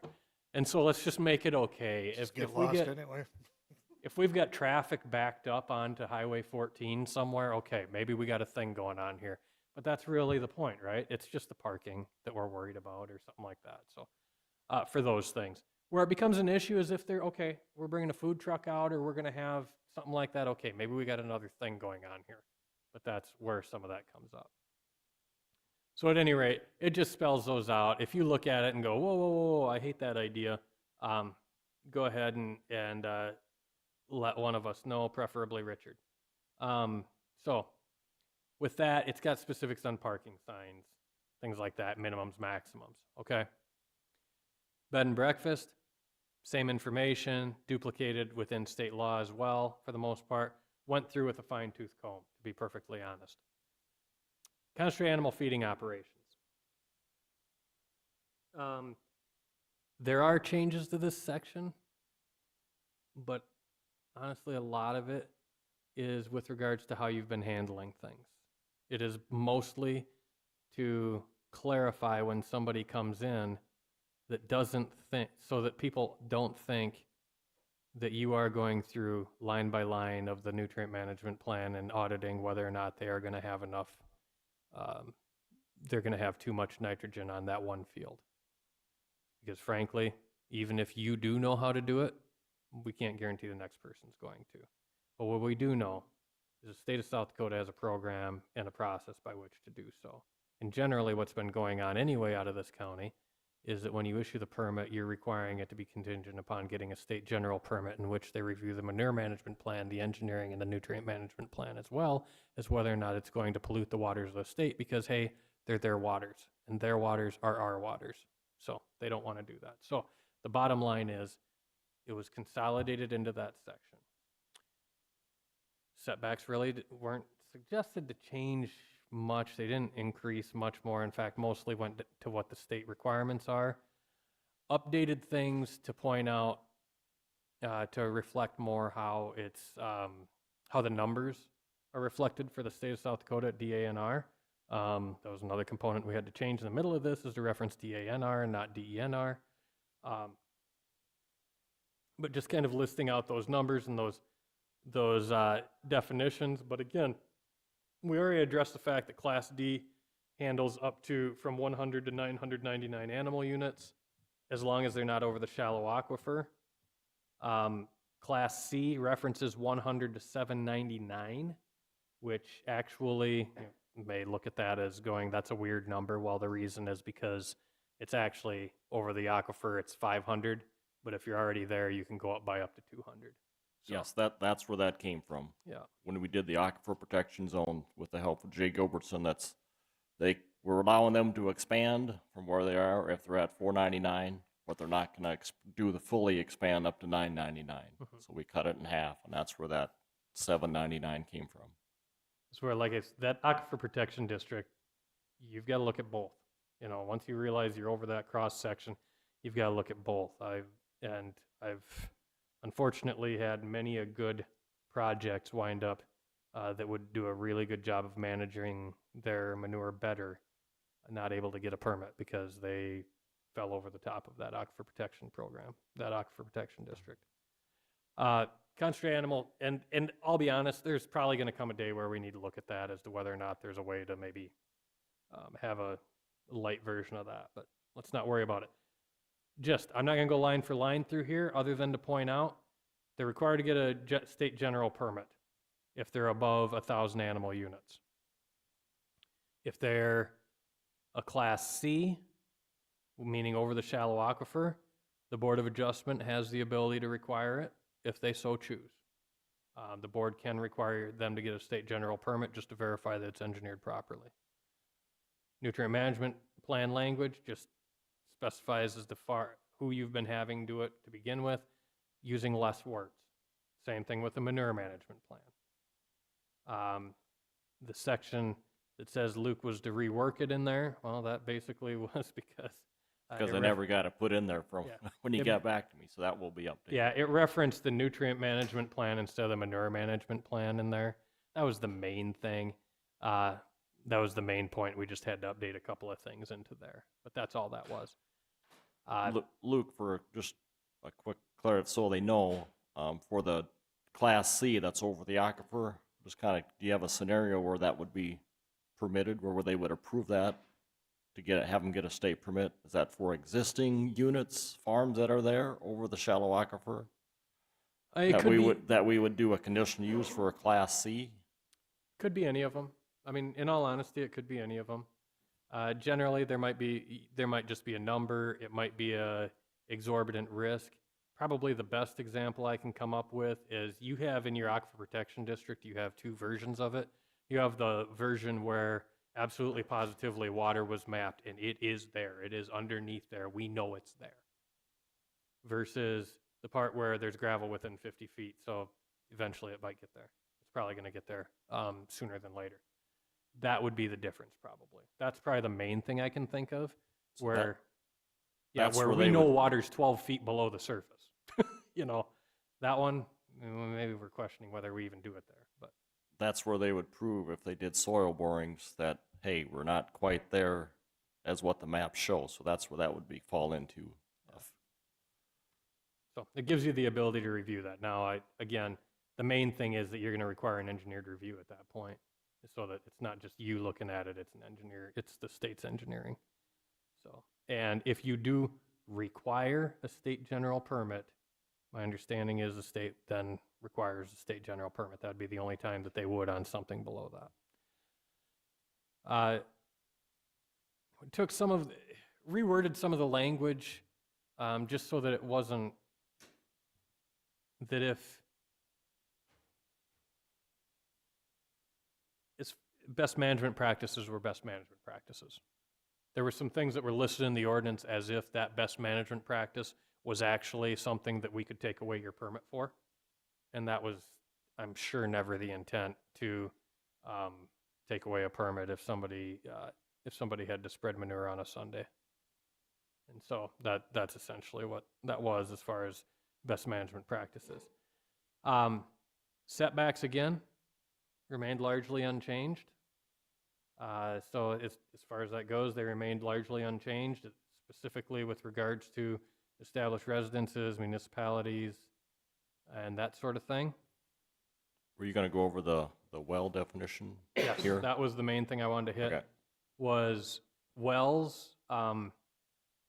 Wells went down to the same setbacks as the state has, and then went into number 5, very small print, and that was the one I wanted to get at. And this was out of the Ag Subcommittee. Reference to private well is potable water which has been used for drinking water within the last month. So the month prior to making application has to have been used for potable water, or at the very least hooked up to be used in that case, is what that definition was. Again, there was a lot of discussion about what the heck would that mean, but the idea, the implied intent, at least out of the subcommittee, was that when you're talking about a private well, the thing that they're worried about is contaminating a well that someone is actively using for their household water. That's basically what the point was. So let's put it into words. So that's what it is. The established residences gets into what was there and what wasn't with that in the past. So with those, this also includes that component that I was referencing to is exceptions or exemptions from separation, distance, or setback requirements. And they're categorized as largely, if it's okay between the two parties, why are we into it? Meaning that if the setback is a half a mile from a house that gives a piece of paper to Richard or you saying, we're fine, we don't need that half a mile setback, then it's exempt. Not only is it exempt, you don't have to do a variance from it, is what this says. Same is true with the setbacks from roads. Same is true with the setback from a community. If a community passed a resolution saying that, no, we're good, we don't need that setback from our community, good. No need for a variance, that's an exemption, let's proceed with the application. That said, it needs to be with the application. It's not something we do contingent on it. It's one that if they come in and they say, we'll roll the dice, I'm hoping that you as a board will say, at best, we'll postpone it until you bring it in. Otherwise, we're going to have to say no, and you're going to have to come back. I'm hoping that's how you would handle that. The other component to this is one that we get questions on quite regularly is what if we had an existing operation sitting there and they had, let's just say it, they get a permit for a 1,200 head hog barn. They want to add 2 more of them. Well, now they're going to need a state general permit, right? They're at 3,600 head. That's going to put them over the 1,000 animal unit, right? They want to add 2 more. First one was uh, 1,360 feet from the neighbor's house.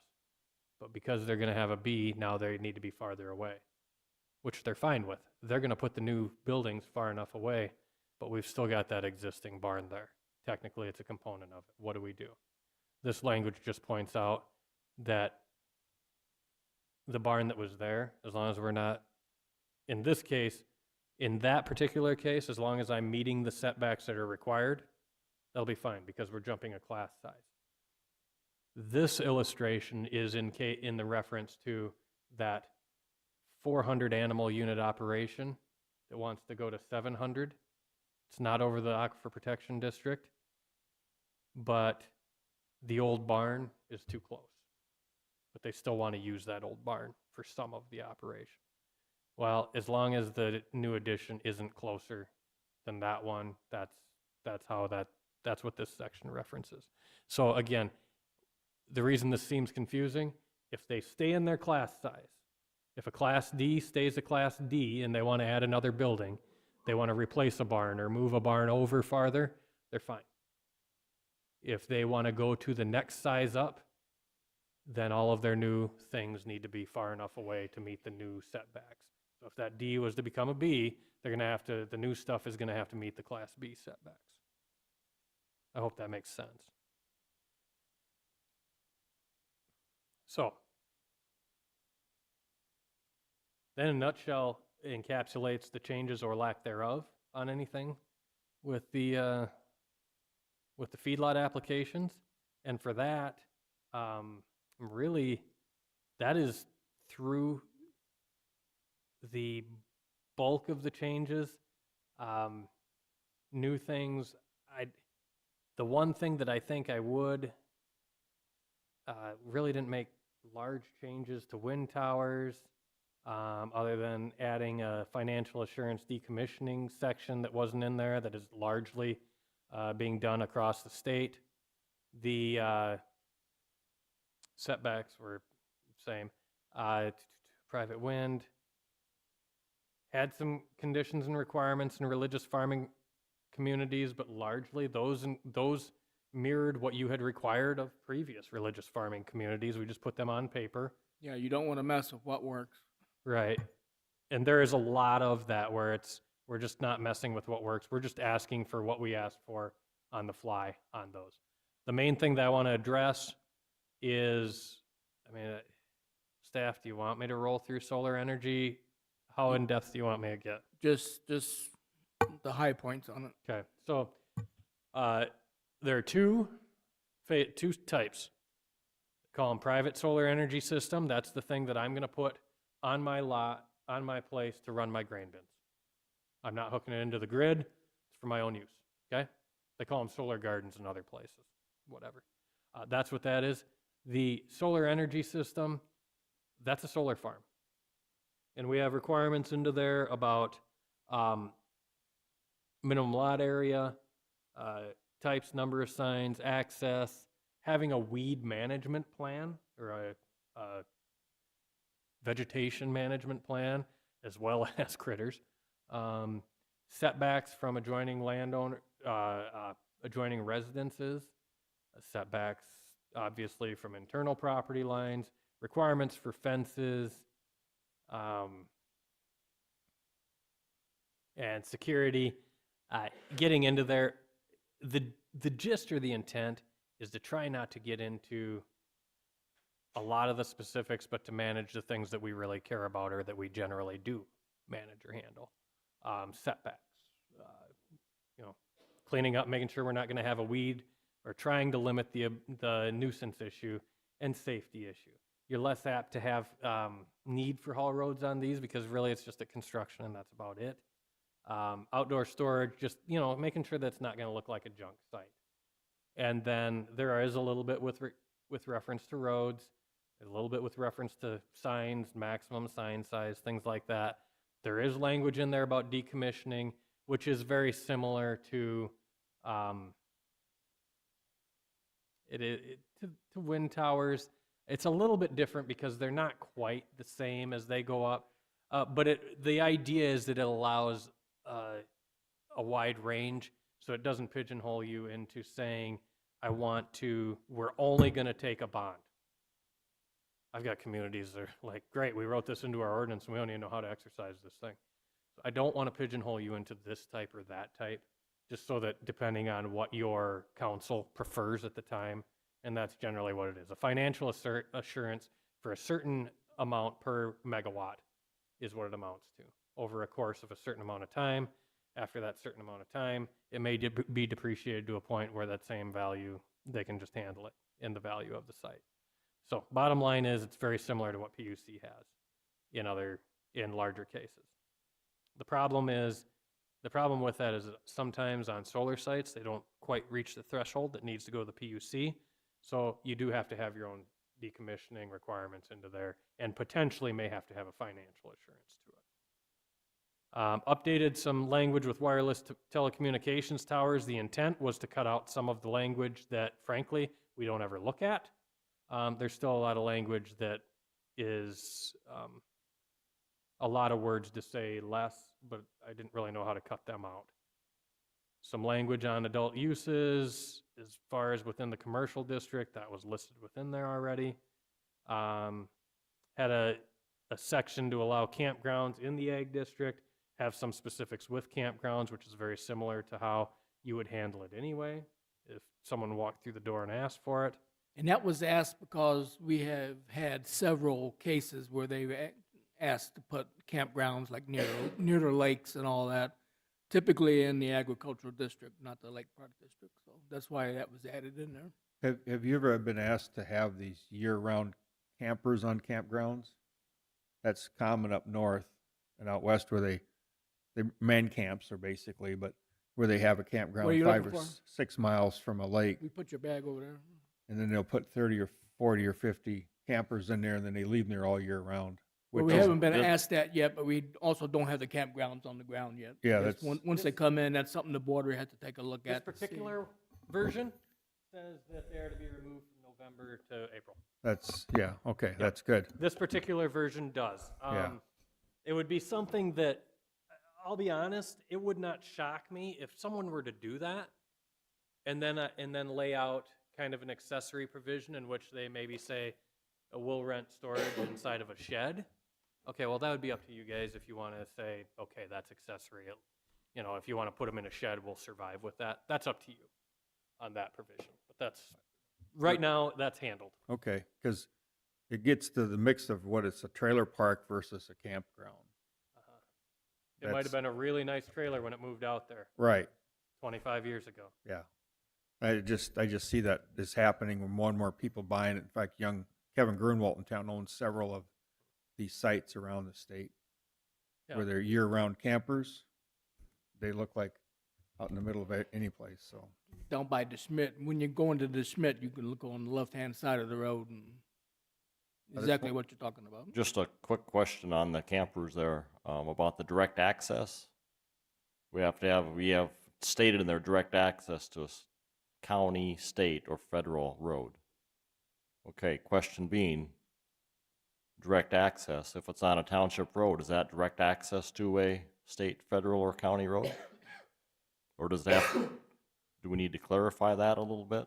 My answer is no, that wouldn't be direct access to it. Okay. They'd have to have their own across private property to do so. That would be my interpretation of it. So if someone comes in, they want to locate it on a township road, they say, well, that township road goes a half mile south and it's on US Highway 14, that's direct access. Would that qualify? No, because it would be indirect because you got the half mile. Half mile, If okay. it doesn't, I if just it doesn't wanted to- abut up against a state, federal, or state highway. Highway, okay. It's not, The other point is that you would also be able to rely on the structures to have access section, which says that you have to have, each one has to have access to a right of way. In this case, it would essentially be saying you've got to have access to a state, federal, or county highway Okay. in that Yep. case. So It's a challenge for the equalization offices and how to interpret them, because like up at north of Webster, about 8 miles north of Webster, they got that farmstead that they allowed to have as a campground. And that's owned by a lady down by Sioux Falls. She's putting them all over up there. but that's their ordinance, that's not ours. Yeah. Does it say? I gotta look. I wanted to look too because I don't remember if it was paved or if it was just flat. Was at the very end of the, It Was it?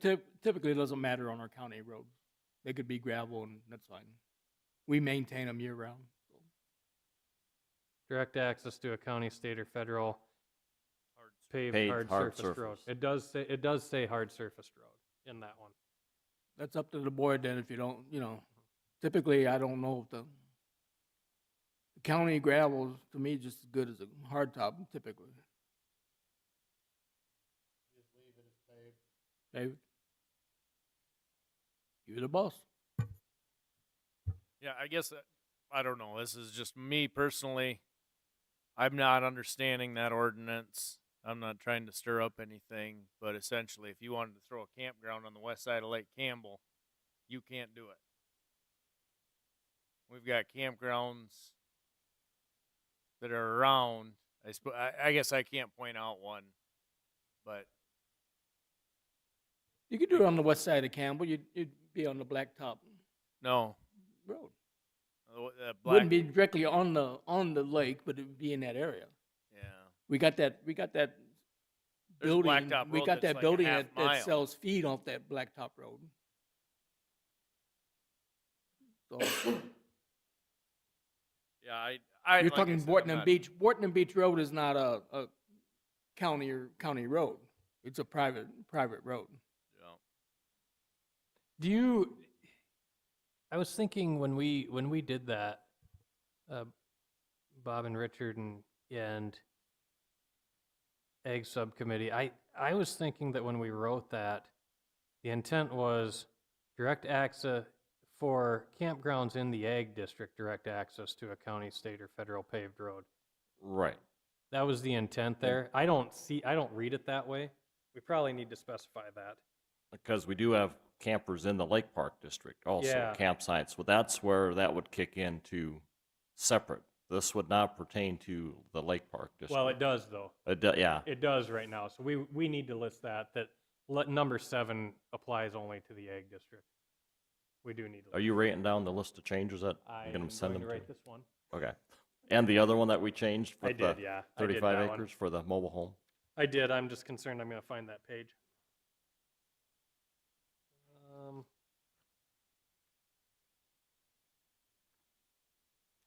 Contractor shop.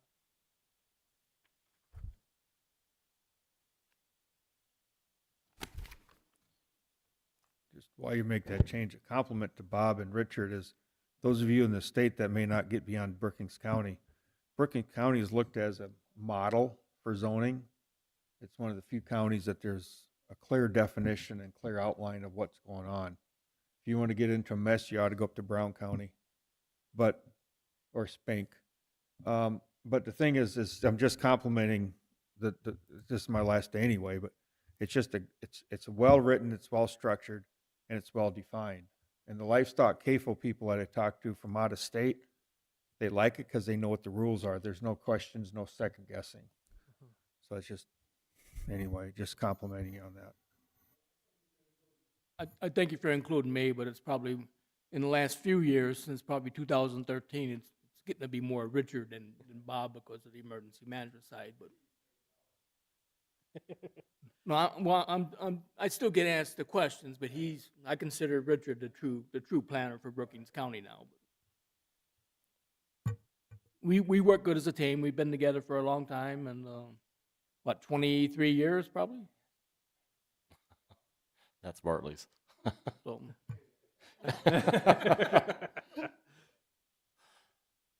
All right. Well, that is the supplemental section.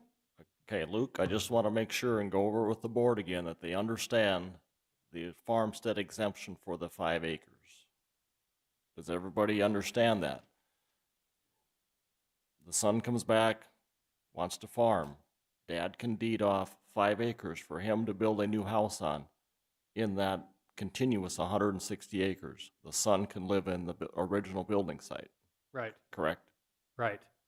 But it has to be a family member. You can't sell off that 5 acres to John Q. Public living in town. It has to be a family member or him that has to live on that 5 acres, Well, correct? let me clarify that. Okay, That actually does, because we can't go in there and we can't stop them from a transaction. It allows them to create a 5 acre or more building site at the site of a farmstead. If they want to create a neighbor that's going to live in the middle of their farm, we can't regulate what that word is. I think that you probably have a word for what that would be, to stick someone that doesn't know what farming is in the middle of a farm, but we can't regulate that. We don't have the ability. That would be an equal protection question. So the bottom line is, at the site of a farmstead, a 5 acre lot for a building site can be created. So, only one? One. So, like, Land Center Mills deal out at Emils, would they have been able to create a 5 acre deal there then? yes. I believe so. I don't know enough about it to tell you for sure. Same thing with Mr. Sanderson. Yeah. Well, there was already 2 houses there, though. Yep. Had there not been 2 houses, then he could have done that. But it has to be adjacent or next to the existing farmstead, correct? Exactly. Yep. It's got to be That's- within that farmstead. It can't So be we're a not- half mile down the road. Right. And that was the idea that found its way into the trash can. And that was quite a while ago. So not quite a while, being over half a decade ago. And it still can't be a stick-built home, 'cause I remember that was one thing on. Yes, it can. Well, so now we're mixing them, okay? So on A, you can have 2 houses on the same legal description. One is a manufactured home, one is stick-built. On a B, it's just a lot in the farmstead that could be used for a new house. Generally speaking, this is probably going to be the case where mom and dad's house gets bought, or probably grandma's house gets bought. They raise the house and they build a new one. That is likely to be what this is going to be, but it is not the only situation that could be. So, because I got involved in something, not kind of see something that's happening on a divorce case, that complicates it. Because You are correct. And you could have the husband and wife that hates each other, living in yeah, houses where you could throw a rock at each other. Absolutely. absolutely. But there's nothing. Nothing we can do about it. Not me, but I just We know have- what's going on. But yes, that is possible. And I don't know if you have done this. I've been asked to play counselor to newlyweds before as a zoning officer, to remind on behalf of other people in the family, to tell them, okay, you just know that you're living next to these people, so you're not just marrying this person, you're marrying the whole farm. And it's kind of fun for me. I get to be very blunt with some newlyweds, but nonetheless, it's a thing that I know your staff has to do too, to go, okay, you're not getting out of this. This is a one-time deal. You get one shot at this to get this farmstead exemption. So again, there's the A, which is the standard one. It's the employee or relative going to live in a trailer house. Or there's B, which is, we're at the site of the farmstead, I can create a minimum 5 acre lot. If I am at the site, it was a 20 acre farmstead, say, right? And there's already a house there that they can keep on 35 acres. Yeah, in theory, they could take a portion of that and have a 5 acre lot with a house there. The part about that, though, is that puts that into the farm owner. That puts that decision into the farm owner if they want to have a neighbor or not. And do they trust that neighbor? And I've seen cases where the kid came back, bought that one, and turned around and sold it to somebody. Minimum.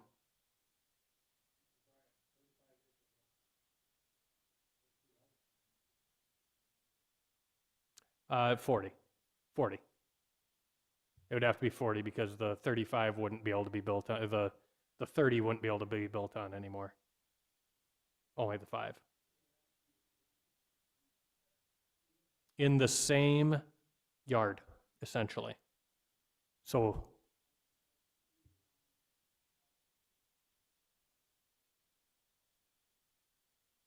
more than likely, that's going to involve the interpretation of your zoning officer to figure that out. But generally, the existing farmstead, it's one of two things, right? It's it's a site in which you had occupied for at least 10 years, and includes at least and lived in the last 3, 3 or it years. was a site that was used as a base of farming operations prior to 1970, whatever, 6.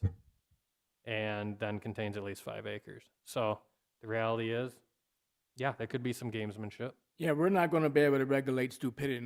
It's just Mhm. not gonna work. I mean, Yeah. if they wanna put a 10-foot fence between their 2 houses, they're gonna put a 10-foot fence to them, so. Yeah, and I guess in the end, they put up a bunch of trees, you know? Oh, Dumb well. question. Yep. Do we need this in the ordinance? I think there was there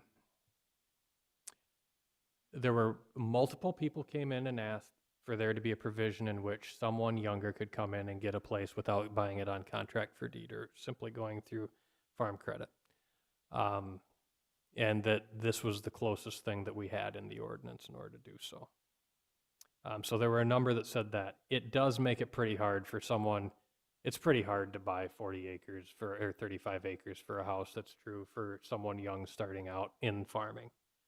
And what's secondary is that it is admittedly tough. While we mentioned that about that with Fannie Mae and their rules, generally speaking, you're limited to farm credit if you're over 35, if you're 35 acres or more, generally speaking. Bottom line is, there should be some level. This is the most logical. The reason that this one came up and was used, or the 10-year provision, if I had to guess, I would say at that time you were about 10 years out from having that rule put in. It essentially grandfathered non-conforming sites, which, let's not kid ourselves, there is a scenario where somebody, 1976 is a while ago, but it's not so long ago. There is a scenario where somebody built a house in 1975 and fully knowing that they were, in 2025, they were going to sell that thing. Now, is that any different than any other zoning rule? No, but that's what the look back is to. So, And what it was for is for the son or the family member moving back to have a place to start or Mhm. take over the operation and have a house of his own. Is where that came into effect. I'm going to be brutally honest and tell you that I think that in my experience, and probably in your experience too, that having houses on small acreages oftentimes conflicts with ag uses, period. Some farmers live on small lots, though. Sometimes you do have to live a mile away from the bulk of your farm site and things like that. I mean, so the reality is, I do think that I'm advocating for it, I guess, and no more than just advocating to keep something like that. But don't we already have it in Section A? It just can't be stick built. You right. Yep. That's the only difference that I'm seeing, right? Or Well, no, wrong? No. in there, it has to be removed within 90 days after the non-related person moves out. Is what you're referring to. I think the mobile home exemption. I agree 110%. What we're saying here is that house can stay and he can sell it to whomever they want to Yeah. as soon as they move into mom and dad's house. Yep. So After it's been there 10 years. No, they can. I mean, As soon they as this transfer it thing's- tomorrow. They can yeah, transfer it tomorrow. Can you add 10-year term? No, Okay. no. But From- this is from the a part mortgage where it has to be 5 acres, right? What's that? That it has to be 5 acres. It'd have to be at least 5 acres. Yeah. Yeah. And, and from a mortgage standpoint, you can get a stick-built house mortgaged. Mobile homes is a different category. Right. So if you're looking for Farmer Mac or farm credit, secondary market lending, the person who is starting a life on 5 acres, they can get a mortgage on that, but they can't on a mobile home. Right, and the modular, you have to have a foundation. Right. It has to be a foundation. Even a mobile home's got to have all the axles and all the hitches and all the lights all taken off. And it's got to be, so, yeah, it's, if you're don't have the money, you don't have the income, and you're trying to start a family, and you want to be part of the family operation, that is an alternative option for them. Mm-hmm. And the one other point I want to I'm going to make sure that we don't kill the messengers on this too is right now this is actually restricting what your current version says. Your current version says that as long as I have occupied a site for 10 years, I can create a lot, right? That's one. As long as I can find somewhere in a plat book that there might have been a house there at some point between now and when Shep was a pup, I can also get one. Right now, that's essentially what your rules say. This is clawing that down to that site that had a dot on it on the plat book has to have been occupied in the last 50 years. And so it is doing that. Your point is well taken. Do we really need to do it? I will tell you that you're starting from a point where you have the ability to do it, and you've got several. I know that there's at least a commissioner who will not be in favor of getting rid of it, definitely. And I think that it, just from the standpoint, I think you would have a lot of folks in saying, no, don't get rid of that provision. It's the only one we got. Just for what it's worth. Just a scenario with a person who is retiring from the farm, but they want to live on the farm, they sell all the land around them. This doesn't exclude them from plotting off their building site out of a quarter of land and keeping it and then selling all the farmland. Right. Right.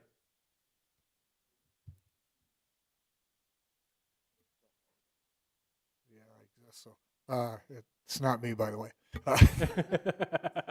Want to clarify that real quickly. The adjacent to language, could we be better off if we're contiguous?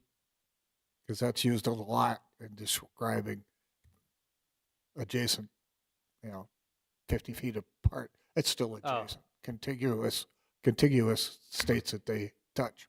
Yeah, happy to glad. Yeah, we could do that. Yeah, that's fine.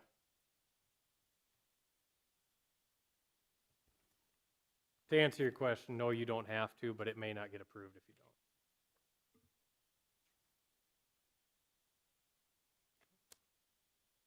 I don't know how often it might get used more than what I think, but at least the option is there for the family member or the son or daughter to move back and allow them that opportunity. And you're allowed to create a new acreage farm site as long as it's on 35 acres or more. Anywhere. Correct. Yep. Anywhere you want. Anywhere, correct. Yep. We're not messing with that at all. Yep. That is staying the same, correct.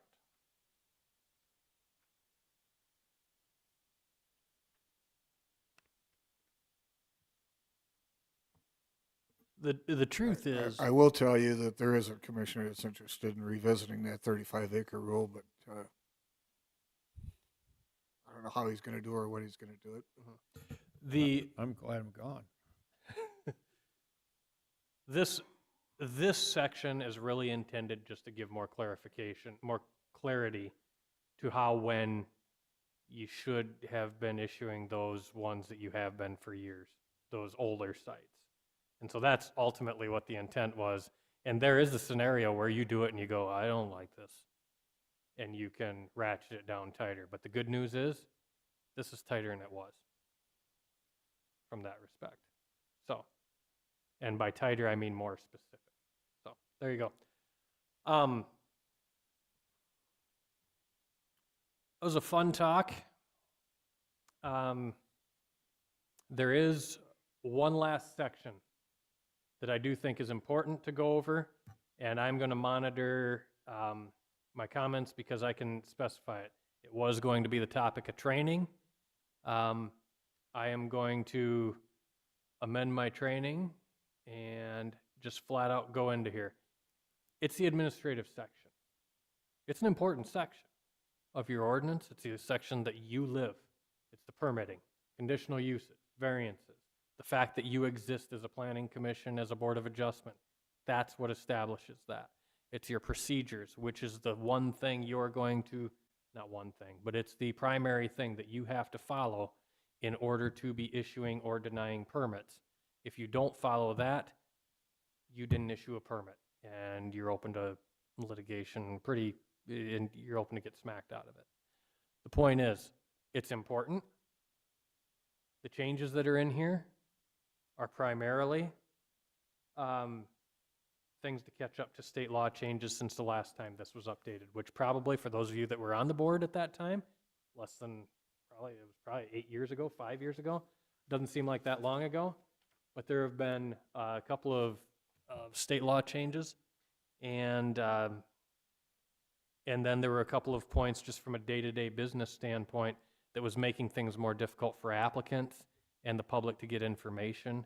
And so those things were changed back to match state law as well. But the intent of what is in here is to follow state law better, with just a couple of one exception that I'm going to put into there, and that is more to help you as a board to be able to figure things out. So the main things that I want to point out are, we referenced and clarified the difference. Buildings and structures. Buildings are structures. Structures are what require building permits. Structures are things on the ground. You have certain things that don't require building permits, but you specify what they are. The main thing, though, is going down to, I'm just going to catch you up. There's a section on special permitted uses. I don't know why I'm showing it to you when I can just scroll to it quick. I'm not going to go through verbatim, but basically what that says is that the zoning officer can issue a use permit, similar to how you would for a conditional use permit, as long as they meet the conditions that are specified in ordinance that were adopted through this process, public hearings, adoption, as long as it's there. There is no gray area. There is no interpretation for Richard in looking at that. They either did it or they didn't. If they didn't do it, they don't meet the requirements, they don't get the permit. It scrolls down, the main thing that is in here that I really wanted you to understand is that we clarified the sections that can get a variance versus not, okay? There is the opportunity, if they do not meet the requirements, they can apply for a variance if it has to do with the lot area, the size of the yard, or the open spaces. That comes from the definition of a variance. They can apply for a conditional use permit if we say in the conditional uses or in that section that if you don't meet this requirement, you can apply for a conditional use permit, but it has to specifically say that somewhere. Or 3 is they appeal the decision of the administrative official in accordance with the zoning ordinance. An appeal would be something where it's not ministerial, it's not, this is to 60 feet. Well, no, if it survey says 60 feet, says it's far enough, it is. If it doesn't say it, it's not. It is where he's making an interpretation. The goal is to not have those, but if there is one, generally it comes in on a definition, is what it amounts to. Then you might get to see that. Beyond that, the rules are essentially the same as a conditional use permit, only Richard issued that as a use permit. And those are ones that we listed earlier, okay? The other portion, there's cross-outs as far as the planning commission, but it was really more about what the roles are and just clarifying what they are.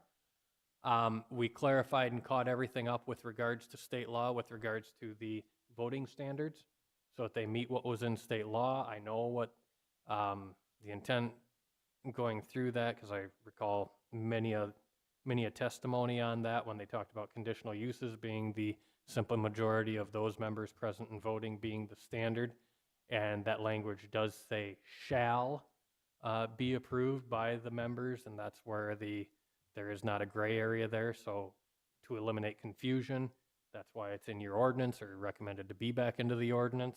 We also have interpretations by multiple state's attorneys, though we haven't put it in front of yours, that say that it's irrelevant if you have it in there or not. It's still members present and voting, or half of simple majority of the members present and voting, but we don't want to run into that again. The one part that I will tell you is a bit dreamt up, it's more common practice now, is with regards to when you're issuing a conditional use permit, there was always the section that said, you're going to look at signs, parking, lighting, garbage, screening, and compatibility. This just added a little meat to the bones there. When we're talking about access, we're talking about that they've made reasonable provisions to access. So these are questions you should be thinking about as you're going through it.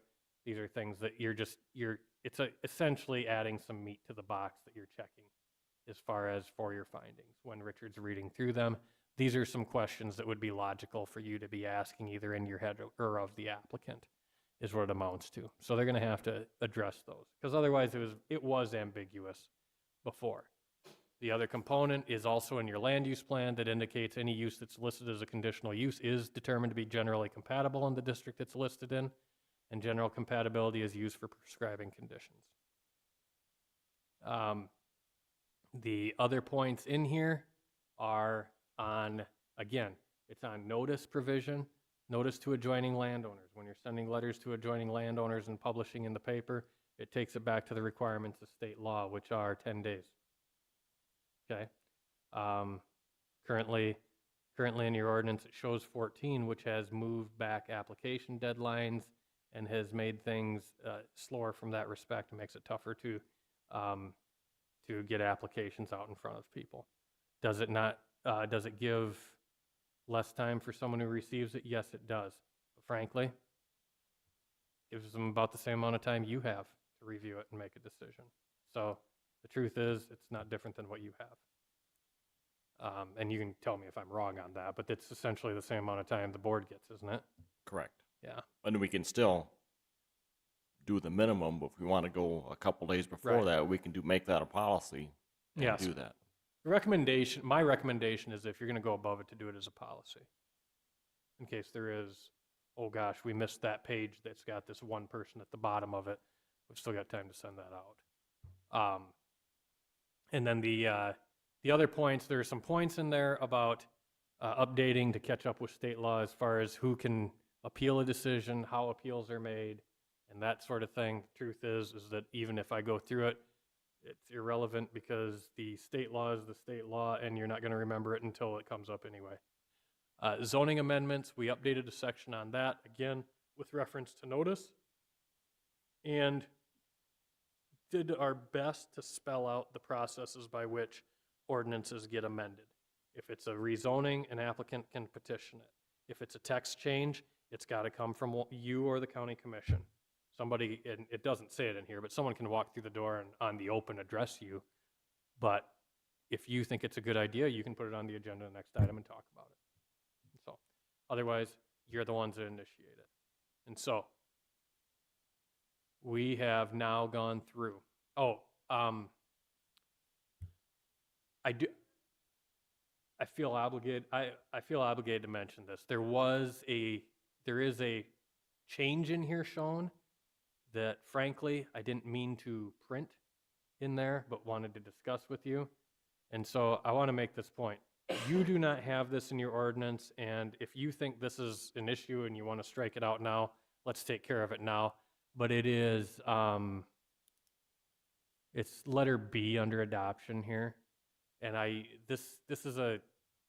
don't want anyone to feel like this got snuck in. It wasn't meant to be that.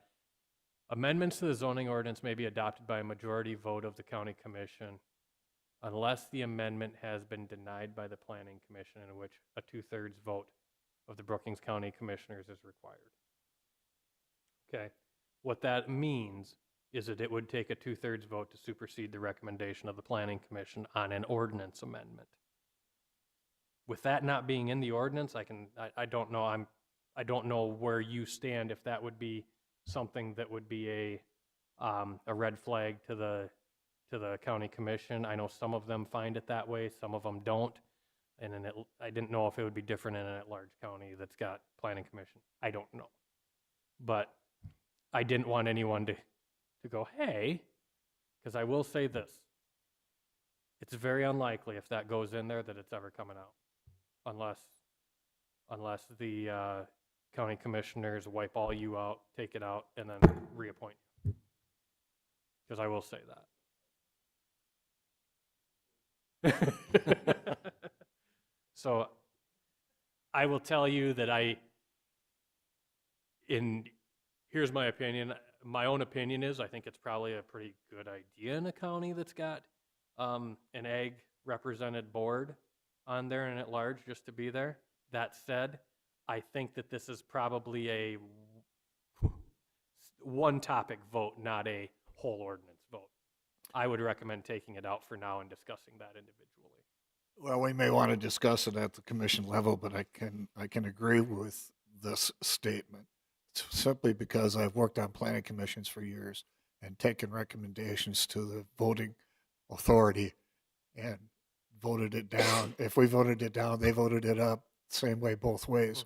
I think it should be 2/3 on either way, either approval or Right. or denial, simply because the work has been done by those particular boards that are volunteer boards. And it goes to elected officials, and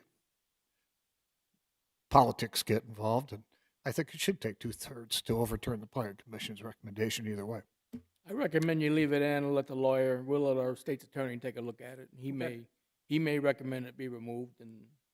Yeah, the main thing was I spent so much time talking about how it's pretty much the same and all that, and then here's this. I didn't want anyone to go, hey, wait a minute, what'd you do there? So that's the main thing, is just be aware that's there, and that's a pretty big policy discussion. So make sure everyone's talked about it. So just in that scenario, 4 would have to vote, would be the 2/3 vote then, Right, correct? 4 county commissioners Yeah. would have to vote to go opposite of what you recommended. And if a county commissioner wasn't present and voting, it'd still have to be 4 votes? It would be 2/3 of the quorum. Yeah. In that case, it would be, so if one person, essentially present and voting, yeah, up to as long as there's 3 there. So in theory, if 2 were gone, then yeah, 2 of the 3 could. I don't think So- they miss many, do they?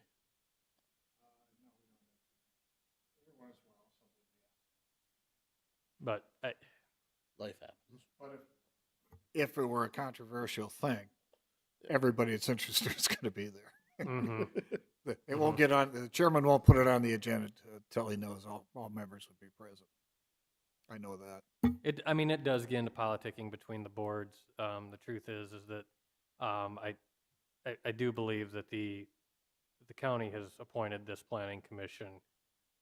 It is specifically shown with the areas that are represented that it's purposely trying to take from all parts of the county and to make sure that there is some representation from the ag sector. So, and the folks who live this life. So, it does make sense, but I'm not going to advocate for or against it. I just realized it was in there after I printed it and went, oh, I better let everyone know.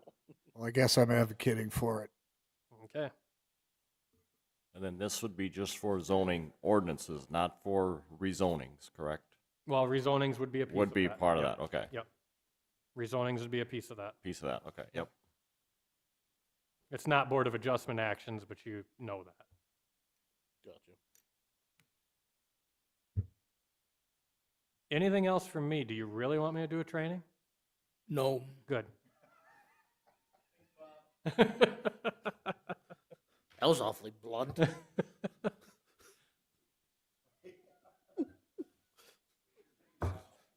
Start your training.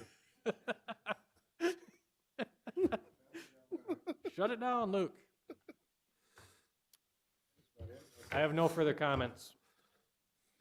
I'd like to thank Brian Gatsky for his term on Mr. Chair, on the Planning and Zoning Commission here. This is his last meeting, so. Mark Quitter. Jornby will be No, it's, my Starting term in- is done. I served my time. in January, so. Mr. Chair, you need to pick a can committee walk. for election of officers in Oh, boy. recommendations for the January meeting. Oh, I suppose Any volunteers for the nominating committee? What? Well, that's one volunteer there, and I think Daryl Kleinjohn volunteers also. Mr. Vanderwall and Mr. Kleinjohn? That looks like a pretty good nominating committee. Why? You done know? Who did do it last year? We did. Those two? Well, You can nominate yourself for the positions too, you know. you all right with doing it again?